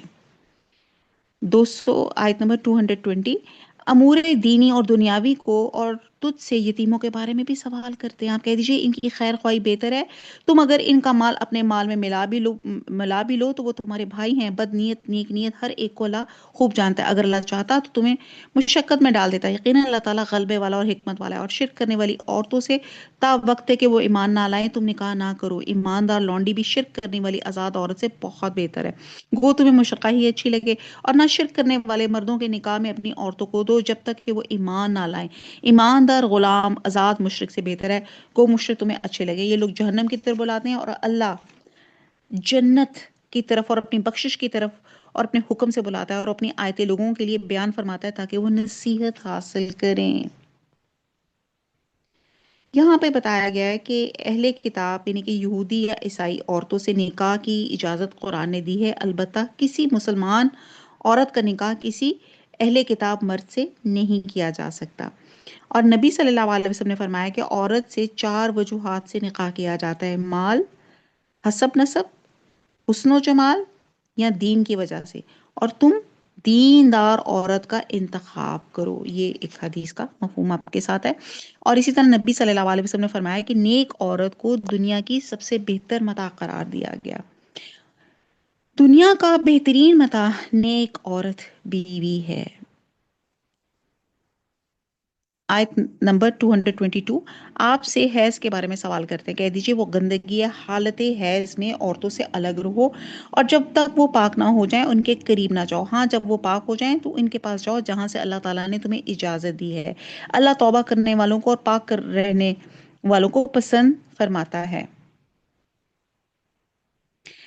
بلوغت کے بعد ہر عورت کو ایام ماہواری میں جو خون آتا ہے اسے حیض کہتے ہیں، اور بعد دفعہ عادت کے خلاف بیماری کی وجہ سے جو خون آتا ہے اس کو استحاضہ کہتے ہیں۔ تو اس لیے دونوں کے تھوڑے سے احکامات جو ہیں وہ فرق ہے۔ تو بہرحال آگے چلتے ہیں۔ آیت نمبر 223 بڑی زبردست یہ آیت ہے۔ تمہاری بیویاں تمہاری کھیتی ہیں، اپنی کھیتیوں میں جس طرح چاہو آؤ اور اپنے لیے نیک اعمال آگے بھیجو اور اللہ تعالیٰ سے ڈرتے رہا کرو اور جان رکھو تم ان سے ملنے والے ہو، اور ایمان والوں کو خوشخبری سنا دیجئے۔ اب یہاں کہہ دیا گیا کہ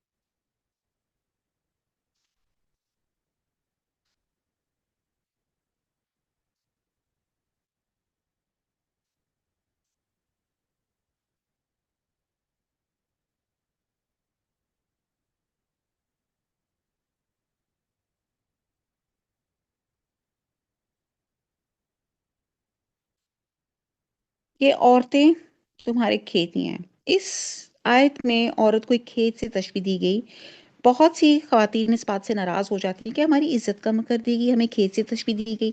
حالانکہ کھیت کی قدر کھیت والے سے پوچھیں، یعنی کہ جو لوگ لینڈ لارڈز ہوتے ہیں اور جن کے پاس زمینیں ہوتے ہیں ان سے پوچھیں کہ وہ زمین کی وجہ سے اپنے آپ کو کتنا خوش قسمت اور اپنے آپ کو کتنا پراؤڈ فیل کرتے ہیں۔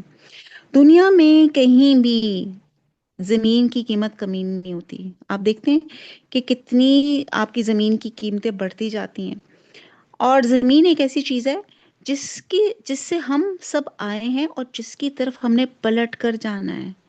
عورت بھی ماں کی حیثیت میں انسانی سکون کو جنم دیتی ہے، آپ دیکھتے ہیں۔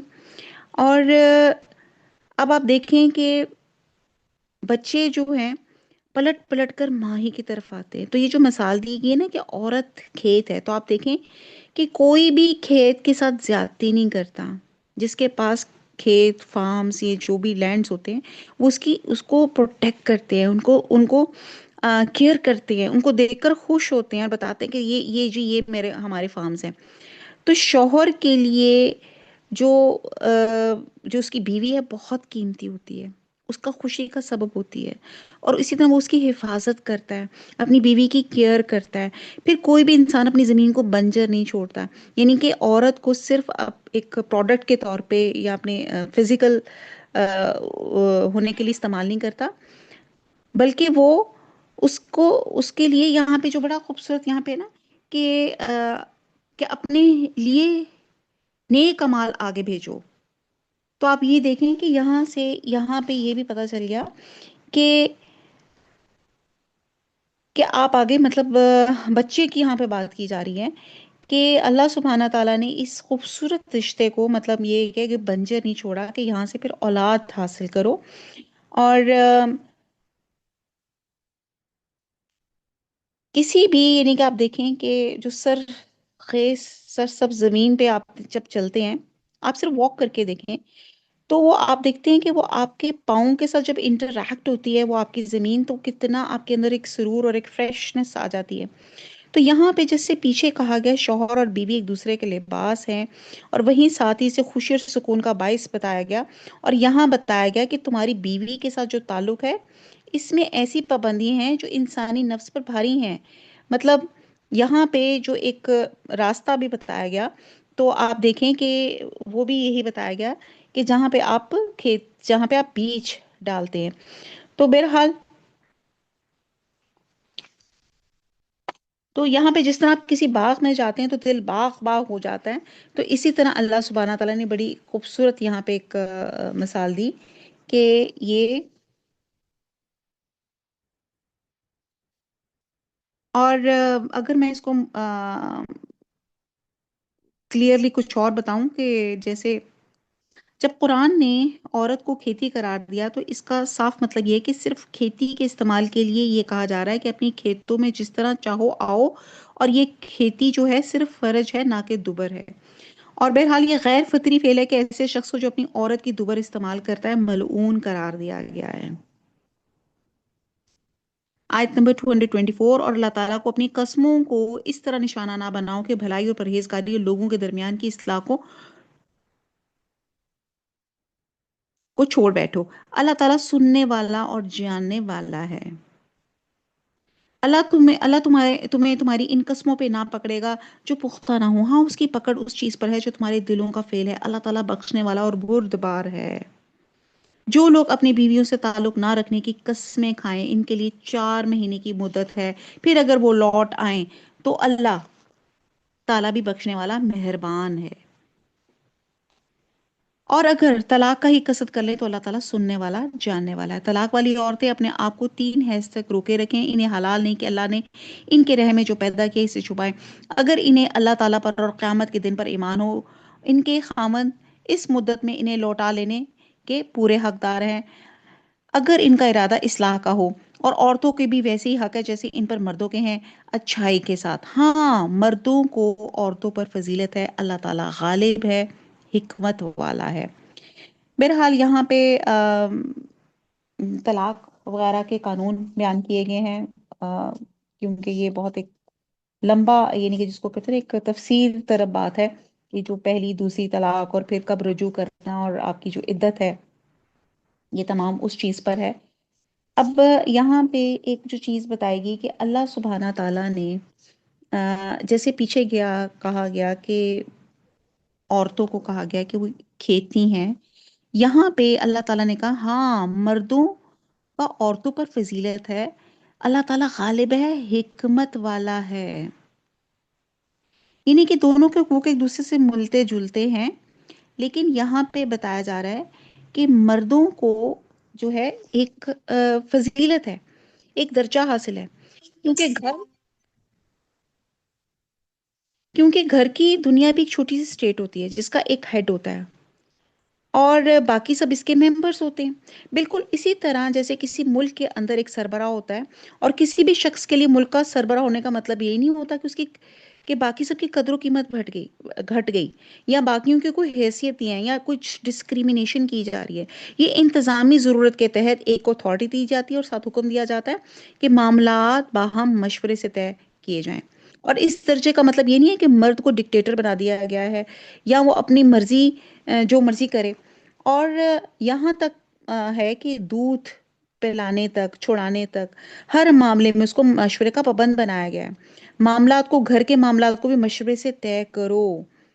تو بہرحال یہ اللہ تعالیٰ کی میں کہتی ہوں مہربانی ہے، وہ کہتے ہیں نا everyone's responsibility is no responsibility, تو پھر کہا جا رہا ہے اسی لیے کہ اسائن ریسپانسبلٹیز، تو اور وہ اس کرنے سے پروگرس زیادہ ہوتی ہے۔ تو یہ اللہ تعالیٰ کا ایک قسم کا میں یہ کہتی ہوں کہ ہمارے پہ احسان ہے کہ مردوں کو ایک درجہ بلند رکھا ہوا ہے، اور ہمیں کفیل ان کو مردوں کو کفیل بنایا ہوا ہے۔ عورت، یہ بہت ایک لمبی ڈیبیٹ ہے، اگر آپ اس پہ بات کریں تو بہرحال اس کے فائدے بہت ہیں۔ اللہ تعالیٰ عورت اپنی مرضی سے کمائی اس کی اپنی ہے، لیکن مرد کو کفیل بنایا ہوا ہے، اس کی ذمہ داری ہے کہ اس نے فیملی کو سپورٹ کرنا ہے۔ آیت نمبر 229، یہ طلاقیں 2 مرتبہ ہیں، پھر یا تو اچھائی سے روکنا ہے یا عمدگی کے ساتھ چھوڑ دینا ہے، وہ تمہیں حلال نہیں کہ تم نے انہیں جو دے دیا ہے اس میں سے کچھ بھی لے لو۔ ہاں یہ اور بات ہے کہ دونوں کو اللہ کی حدیں قائم نہ رکھ سکنے کا خوف ہو، اس لیے اگر تمہیں ڈر ہو کہ دونوں اللہ کی حدیں قائم نہ رکھ سکیں گے تو عورت رہائی پانے کے لیے کچھ دے ڈالے، اس میں دونوں پر گناہ نہیں، یہ اللہ کی حدود ہیں، خبردار ان کے آگے نہ بڑھنا، اور جو لوگ اللہ کی حدود سے تجاوز کر جائیں وہ ظالم ہیں۔ بہرحال یہاں پہ خلا کا بھی بیان ہے کہ عورت خاوند سے علیحدگی کرنا چاہے تو وہ خاوند عورت سے، یعنی کہ اس صورت میں خاوند عورت سے اپنا دیا ہوا مہر واپس لے سکتا ہے، اور بہرحال عورت بغیر کسی معقول عذر کے خاوند سے علیحدگی نہیں کہ طلاق کا مطالبہ نہ کرے، اگر ایسا کرے گی تو نبی صلی اللہ علیہ وسلم نے ایسی عورتوں کے لیے سخت وعید بیان کی کہ وہ جنت کی خوشبو تک نہیں پائیں گی، یہ ابن کثیر میں ہے۔ آیت نمبر 230، پھر اگر اس کو طلاق دے دے تو اب اس کے لیے حلال نہیں کہ جب تک وہ عورت اس کے سوا دوسرے سے نکاح نہ کرے، پھر اگر وہ بھی طلاق دے دے تو ان دونوں کو میل جول کر لینے میں کوئی گناہ نہیں، بشرطے کہ یہ جان لے اللہ کی حدوں کو قائم رکھ سکیں، اللہ تعالیٰ کی حدود ہیں جنہیں وہ جاننے والوں کے لیے بیان فرما رہا ہے۔ تو بہرحال یہاں پہ بتایا جا رہا ہے کہ ایک طلاق کے بعد بھی رجوع کیا جا سکتا ہے، دوسری طلاق کے بعد بھی رجوع کیا جا سکتا ہے، اور تیسری کے بعد یقینی طلاق ہو جاتی ہے، اور اس میں پھر ایک صورت یہاں پہ حلالہ کی بیان کی گئی ہے، اور اس میں یہ ہے کہ وہ عورت کسی اور جگہ نکاح کر لے اور دوسرا خامت اپنی مرضی سے اسے طلاق دے دے یا وہ فوت ہو جائے تو اس کے بعد وہ جو عورت ہے وہ اپنے پہلے والے خاوند کے ساتھ تب وہ نکاح کر سکتے ہیں، اور بہرحال آئی ایم سوری ٹو سے اس کو تو بہت ڈراماٹائز کر دیا گیا ہے، اور پتہ نہیں اس کے کیا کیا چیزیں کر دیا گیا۔ کہتے ہیں کہ حضور صلی اللہ علیہ وسلم نے فرمایا تھا کہ حلالہ کرنے والے اور کروانے والے دونوں پر لعنت ہے، اور حلالہ کے غرض سے کیا گیا نکاح نکاح نہیں ہے، زناکاری ہے۔ تو بہرحال یہ تو بتائی جا رہا ہے کہ یعنی کہ نکاح یعنی کہ وہ عورت دوسری شادی ہی حلالہ کے پوائنٹ آف ویو سے کی جائے تو یہ اس کی وعید یہاں پہ میں نے آپ کے ساتھ جو ہے بیان کی ہے۔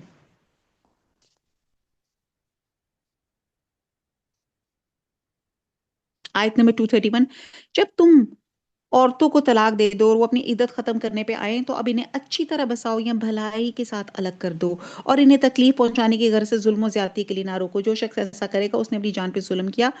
تم اللہ کے احکام کو ہنسی کھیل نہ بناؤ، اللہ کا احسان جو تم پر ہے یاد کرو، اور جو کچھ کتاب و حکمت اس نے نازل فرمائی جس سے تمہیں نصیحت کر رہا ہے اسے بھی، اور اللہ تعالیٰ سے ڈرتے رہا کرو، اور جان رکھو اللہ تعالیٰ ہر چیز کو جانتا ہے۔ اب یہاں پہ پھر امپورٹنس جو دی جا رہی ہے ام، کہ کہ ان کو بساؤ تو اچھی طرح بساؤ، اور اگر الگ کرو تو بھی اچھی طرح سے الگ کرو، حسن معاملہ کرو۔ آیت نمبر 232، اور جب تم اپنی عورتوں کو طلاق دو اور وہ اپنی عدت پوری کر لیں تو انہیں ان کے خامدوں سے نکاح کرنے سے نہ روکو جبکہ وہ آپس میں دستور کے مطابق رضامند ہوں۔ یہ نصیحت انہیں کی جاتی ہے جنہیں تم سے اللہ تعالیٰ پر اور قیامت کے دن پر اور یقین و ایمان ہو، اس میں تمہاری بہترین صفائی اور پاکیزگی اللہ تعالیٰ جانتا ہے اور تم نہیں جانتے۔ اس میں متعلقہ عورت کی بابت ایک تیسرا حکم دیا جا رہا ہے کہ عدت گزرنے کے بعد، پہلی یا دوسری طلاق کے بعد، اگر سابق خامند بیوی رضامندی سے دوبارہ نکاح کرنا چاہیں تو انہیں مت روکو۔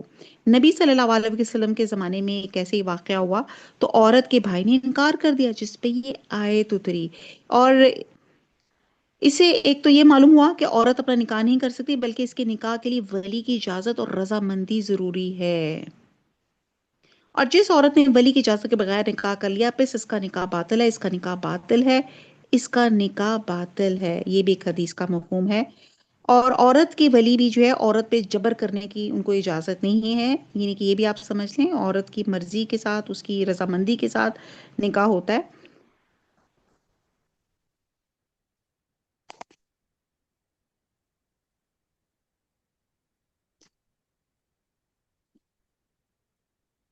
آیت نمبر 233، مائیں اپنی اولادوں کو 2 سال کامل دودھ پلائیں جن کا ارادہ دودھ پلانے کی مدت بالکل پوری کرنے کا ہو، اور جن کے بچے ہیں ان کے ذمہ ان کا روٹی کپڑا ہے جو مطابق دستور کے ہو۔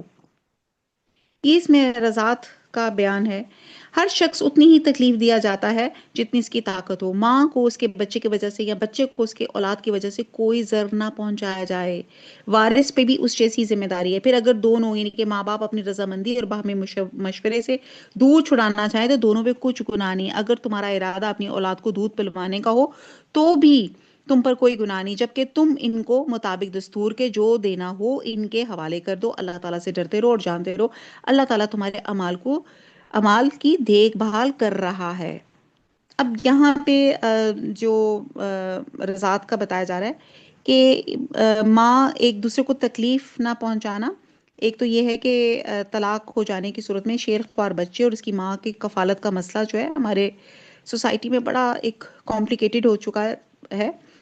تو یہاں پہ بتایا جا رہا ہے کہ اگر حکم الہی کے مطابق خاوند اپنی طاقت کے مطابق متعلقہ عورت کی روٹی کپڑے جس کو نان و نفقہ کہتے ہیں نا یہ اس کا ذمہ دار ہے.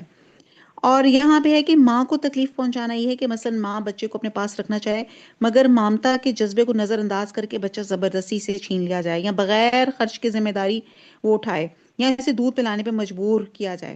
اور باپ کو تکلیف پہنچانے سے مراد یہ ہے کہ ماں دودھ پلانے سے انکار کر دے یا اس کی حیثیت سے زیادہ اسے مالی مطالبہ کرے.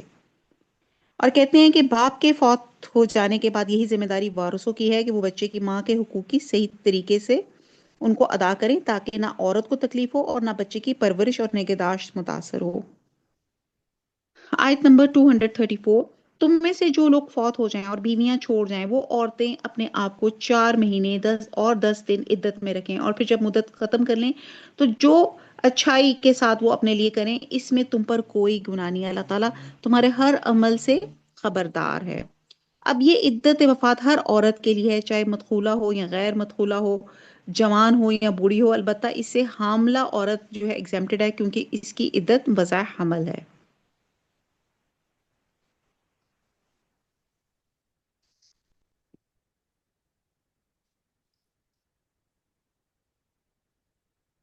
آیت نمبر 235.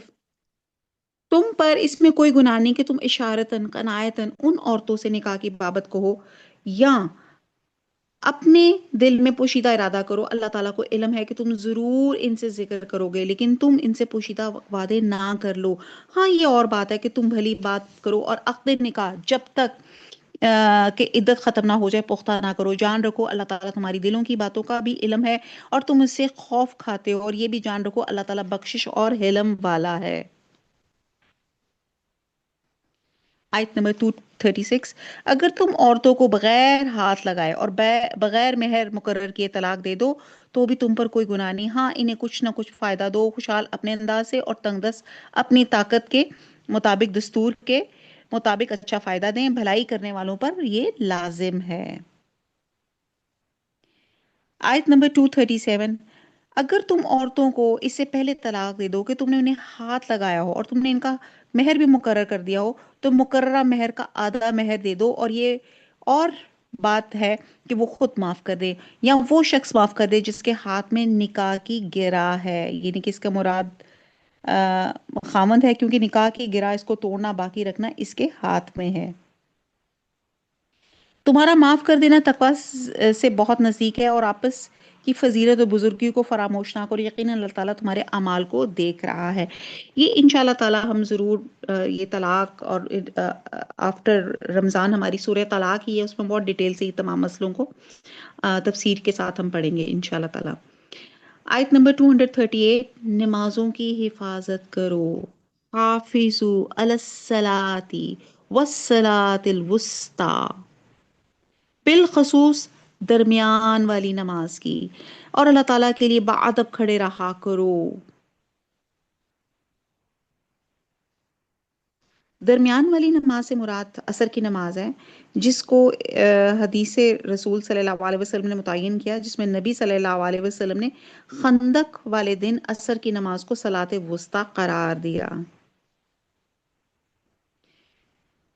آیت نمبر 239. اگر تمہیں خوف ہو تو پیدل ہی سے یا سوار ہی صحیح. ہاں جب امن ہو جائے تو اللہ کا ذکر کرو جس طرح کہ اس نے تمہیں اس بات کی تعلیم دی جسے تم نہیں جانتے تھے. یعنی کہ دشمن کے خوف کے وقت جس طرح بھی ممکن ہو پیادہ چلتے ہوئے سواری پہ بیٹھے ہوئے نماز پڑھ لو اور تاہم جب خوف کی حالت ختم ہو جائے تو پھر اسی طرح نماز پڑھو جس طرح سکھلایا گیا ہے۔ آیت نمبر 240، جو لوگ تم سے فوت ہو جائیں اور بیویاں چھوڑ جائیں، وہ وصیت کر جائیں تو ان کی بیویاں سال بھر تک فائدہ اٹھائیں، انہیں کوئی نہ نکالے، ہاں اگر وہ خود نکل جائیں تو تم پر اس پہ کوئی گناہ نہیں، جو وہ اپنے لیے اچھائی سے کرے، اللہ تعالیٰ غالب اور حکیم ہے۔ طلاق والیوں کو اچھی طرح فائدہ دینا پرہیزگاروں پہ لازم ہے۔ اللہ تعالیٰ اسی طرح اپنی آیتیں تم پہ ظاہر فرما رہا ہے تاکہ تم سمجھو، کیا تم نے نہیں دیکھا کہ جو ہزاروں کی تعداد میں تھے اور موت کی ڈر کے مارے اپنے گھروں سے نکل کھڑے ہوئے تھے، اللہ تعالیٰ نے انہیں فرمایا تھا مر جاؤ، پھر انہیں زندہ کر دیا۔ بے شک اللہ تعالیٰ لوگوں پہ بڑا فضل والا ہے، لیکن اکثر لوگ ناشکرے ہیں۔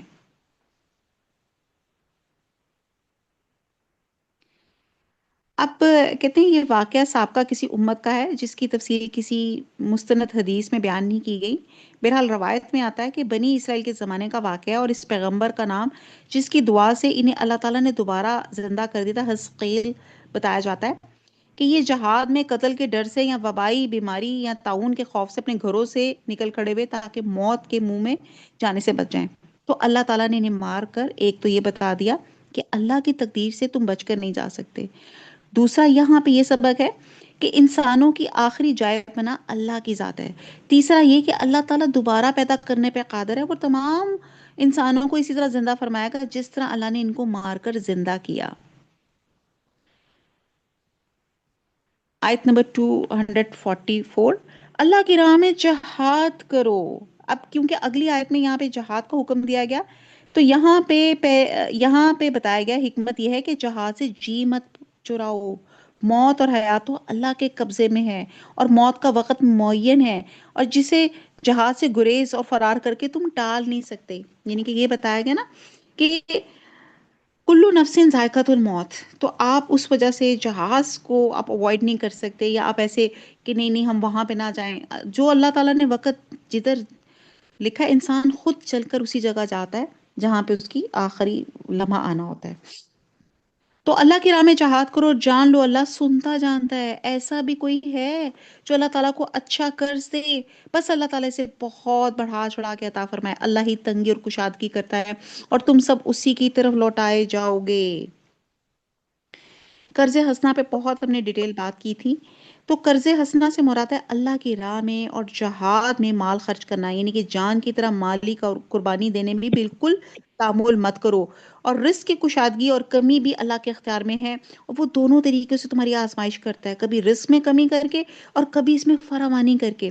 پھر اللہ کی راہ میں خرچ کرنے سے کمی تو نہیں ہوتی، اللہ تعالیٰ اس میں کئی گنا اضافہ کرتا ہے، کبھی ظاہری طور پہ، کبھی مانوی طور پہ، کبھی روحانی طور پہ اس پہ برکت ڈال دیتا ہے، اور آخرت میں تو یقیناً اس کا بہت، جس کو کہتے ہیں نا اضافہ جو ہے وہ حیران کن اور بہت ہے، بہت ڈیٹیل ہے کہ کس طرح آپ ایک بیج جو ہے آپ زمین پہ ڈالتے ہیں تو کس طرح اس بالی سے کس طرح 100 بالیاں نکلتی ہیں، اور یہ بہت ملٹیپلیکیشن آپ کے ریوارڈ کی ہو جاتی ہے، یعنی کہ اچھا عمل اللہ کے لیے، اللہ کے بندوں کو مدد کرنا، اللہ تعالیٰ نے کہا کہ یہ میرے پہ قرض ہے، ایسے بندے کو میں بڑھا چڑھا کے دوں گا، سبحان اللہ۔ اب یہ قرآن میں لکھا ہے، تو کوشش کریں، کیونکہ عرش کے سائے تلے 7 لوگ ہوں گے، ان میں سے ایک وہ شخص ہوگا جس نے دائیں ہاتھ سے دیا اور بائیں ہاتھ کو نہ پتا چلا۔ تو اس رمضان میں کوشش کریں کہ ایک ایسے بندے کی سیکرٹلی مدد کرنے کی جس کو آپ کے علاوہ اللہ کے، اور اللہ تو جانتے ہی ہے، کوئی اور نہ جانتا ہو، تاکہ ہم اس عرش کے سائے تلے آ سکے۔ آیت نمبر 246، کیا آپ نے حضرت موسیٰ علیہ السلام کے بعد بنی اسرائیل کی جماعت کو نہیں دیکھا جنہوں نے اپنے پیغمبر سے کہا کہ کسی کو ہمارا بادشاہ بنا دیجئے تاکہ ہم اللہ کی راہ میں جہاد کریں؟ پیغمبر نے کہا ممکن ہے جہاد فرض ہو جانے کے بعد تم جہاد نہ کرو، انہوں نے کہا بھلا ہم اللہ کی راہ میں جہاد کیوں نہ کریں گے، ہم تو اپنے گھروں سے اجاڑے گئے ہیں اور بچوں سے دور کر دیے گئے ہیں، اور پھر جب ان پہ جہاد فرض ہوا تو سوائے تھوڑے لوگوں کے سب پھر گئے، اللہ تعالیٰ ظالموں کو خوب جانتا ہے۔ اور انہیں ان کے نبی نے فرمایا کہ اللہ تعالیٰ نے طالوت کو تمہارا بادشاہ بنا دیا ہے، تو کہنے لگے بھلا اس کی ہم پر حکومت کیسے ہو سکتی ہے، اس سے تو بہت حقدار بادشاہ کے ہم ہیں، اس کو تو مالی کشادگی بھی نہیں کی دی گئی۔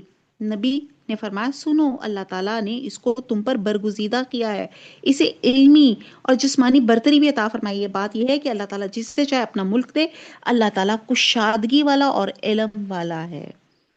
ایکچولی نبی کی موجودگی میں بادشاہ مقرر کرنے کا مطالبہ بادشاہ کے جواز کی دلیل ہے، کیونکہ اگر بادشاہ جائز ہی نہ ہوتی تو اللہ تعالیٰ اس مطالبے کو رد فرماتے، لیکن اللہ تعالیٰ نے اس معاملے کو رد نہیں فرمایا، بلکہ طالوت کو ان کے لیے بادشاہ مقرر کر دیا۔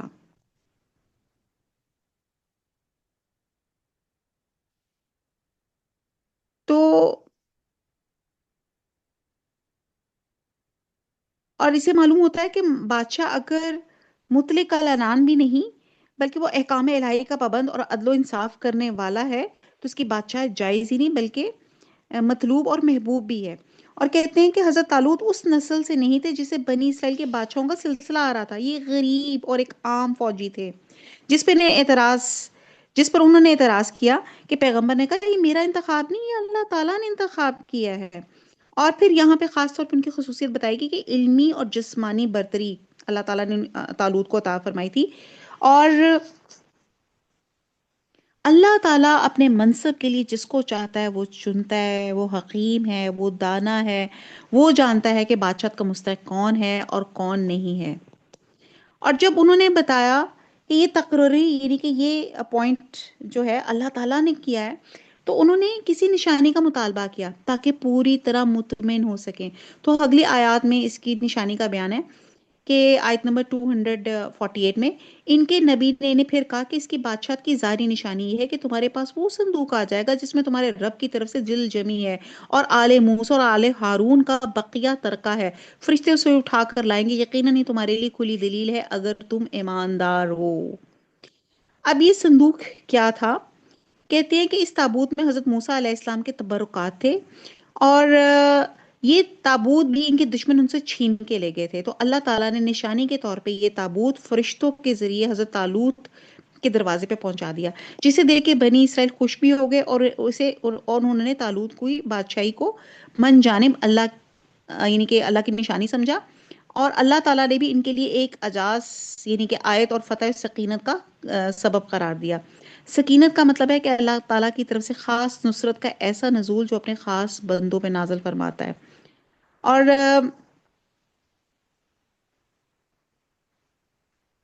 بہرحال یہ اللہ تعالیٰ نے نشانی دی کہ اس طرح ان لوگوں نے طالوت کو جو تھا اپنا بادشاہ مان لیا۔ آیت نمبر 249، جب حضرت طالوت لشکروں کو لے کے نکلے تو کہا سنو اللہ تعالیٰ تمہیں ایک نہر سے آزمانے والا ہے۔ یہ نہر اردن اور فلسطین کے درمیان میں ہے۔ جس نے اس میں سے پانی پی لیا وہ میرا نہیں، اور جو اسے نہ چکے وہ میرا ہے۔ ہاں یہ اور بات ہے کہ اپنے ہاتھ سے ایک چلو بھر لے، لیکن سوائے چند کے باقی سب نے وہ پانی پی لیا۔ حضرت طالوت مومنین سمیت جب نہر سے گزر گئے تو وہ لوگ کہنے لگے آج تو ہمیں طاقت نہیں کہ جالوت اور اس کے لشکروں سے لڑے، لیکن اللہ تعالیٰ کی ملاقات پہ یقین رکھنے والوں نے کہا بسا اوقات چھوٹی اور تھوڑی سی جماعت بڑی اور بہت سی جماعتوں پہ اللہ کے حکم سے غلبہ پا لیتی ہیں۔ اللہ تعالیٰ صبر والوں کے ساتھ ثابت قدمی دے اور قوم کفار پر ہماری مدد سوری اللہ تعالیٰ صبر والوں کے ساتھ ہے، سوری یہ میں تو بہرحال یہاں پہ بتایا جا رہا ہے کہ اطاعت امیر ہر حال میں ضروری ہے، جیسے غزوہ احد میں حضور صلی اللہ علیہ وسلم نے فرمایا تھا کہ چوٹی سے نیچے نہیں اترنا، تو یہاں پہ بھی بتایا جا رہا ہے کہ جو آپ کا لیڈر ہے نا اس کو اوبے کرنا بہت ضروری ہے۔ تو یہاں پہ بھی جو طالوت تھے انہوں نے کہا تھا کہ یہ ایک پانی ہے، یہ اس میں صرف اتنا پینا۔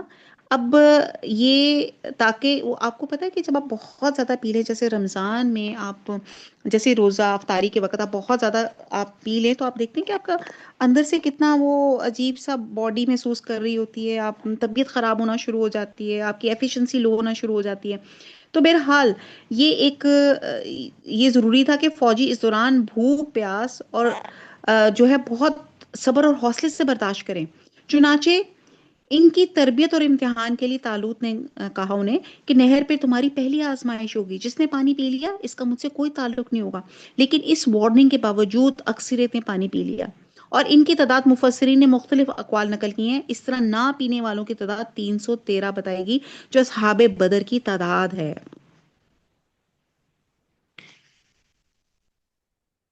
اب جو جالوت تھا، یہ اپوزٹ قوم کا، ان کا دشمنوں کے قوم کا کمانڈر تھا، سربراہ تھا، جسے طالوت اور ان کے رفقا کا مقابلہ تھا، اور یہ قوم عمالقہ تھی جو اپنے وقت کی بڑی جنگجو اور بہادر قوم سمجھا جاتی تھی۔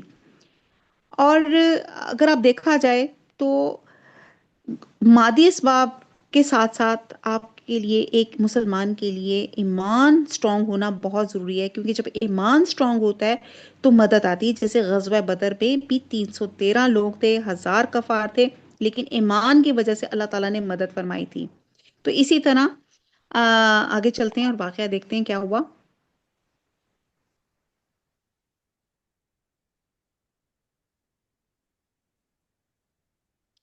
اچھا جی، اب 250 میں اب یہ دعا تھی جب انہوں نے کی، جب ان کا جالوت یعنی کہ ان کے اپوزٹ جو کافر تھا اس کے ساتھ جو مقابلہ ہوا، دشمن فوج کا جو کمانڈر تھا جالوت، اور اس کے لشکر سے مقابلہ ہوا، تو انہوں نے دعا مانگی، اے پروردگار، قالو ربنا افرغ علینا صبرن وثبت اقدامنا وانصرنا علی القوم الکافرین۔ اے پروردگار، ہمیں صبر دے، ثابت قدمی دے، اور قوم غفار پہ ہماری مدد فرما، آمین۔ اللہ تعالیٰ اس وقت امت مسلمہ زوال پذیر ہوئی ہوئی ہے، اللہ تعالیٰ اس کو عروج عطا فرما دے، اللہ ہماری نیتوں میں اخلاص، ہمارے ایمان میں پختگی عطا فرما دے، آمین۔ غزہ میں، فلسطین میں، جہاں جہاں ہمارے مسلمان بہن بھائیوں کے ساتھ ظلم ہو رہا ہے، اللہ تعالیٰ ان پہ رحم فرما دے، آمین۔ اللہ تعالیٰ آپ کی اس آیت، اس دعا سے، اس وسیلے سے ہم دعا مانگتے ہیں، اللہ تعالیٰ تمام امت مسلمہ پہ اللہ رحم فرما دے، اللہ رحم فرما دے، شریعت کا پابند کرا دے، آمین ثم آمین۔ آیت نمبر 251، چنانچہ اللہ تعالیٰ کے حکم سے انہوں نے جالوتیوں کو شکست دے دی، اور حضرت داؤد علیہ السلام کے ہاتھوں جالوت قتل ہوا، اور اللہ تعالیٰ نے داؤد کو مملکت اور حکمت اور جتنا کچھ چاہا علم بھی عطا فرمایا۔ اگر اللہ تعالیٰ بعض لوگوں کو بعد سے دفع نہ کرتا تو زمین میں فساد پھیل جاتا، لیکن اللہ تعالیٰ دنیا والوں پہ بڑا فضل کرم کرنے والا ہے۔ یہ اللہ تعالیٰ کی آیتیں ہیں جنہیں ہم حقانیت کے ساتھ آپ پر پڑھتے ہیں، بالیقین آپ رسولوں میں سے ہیں۔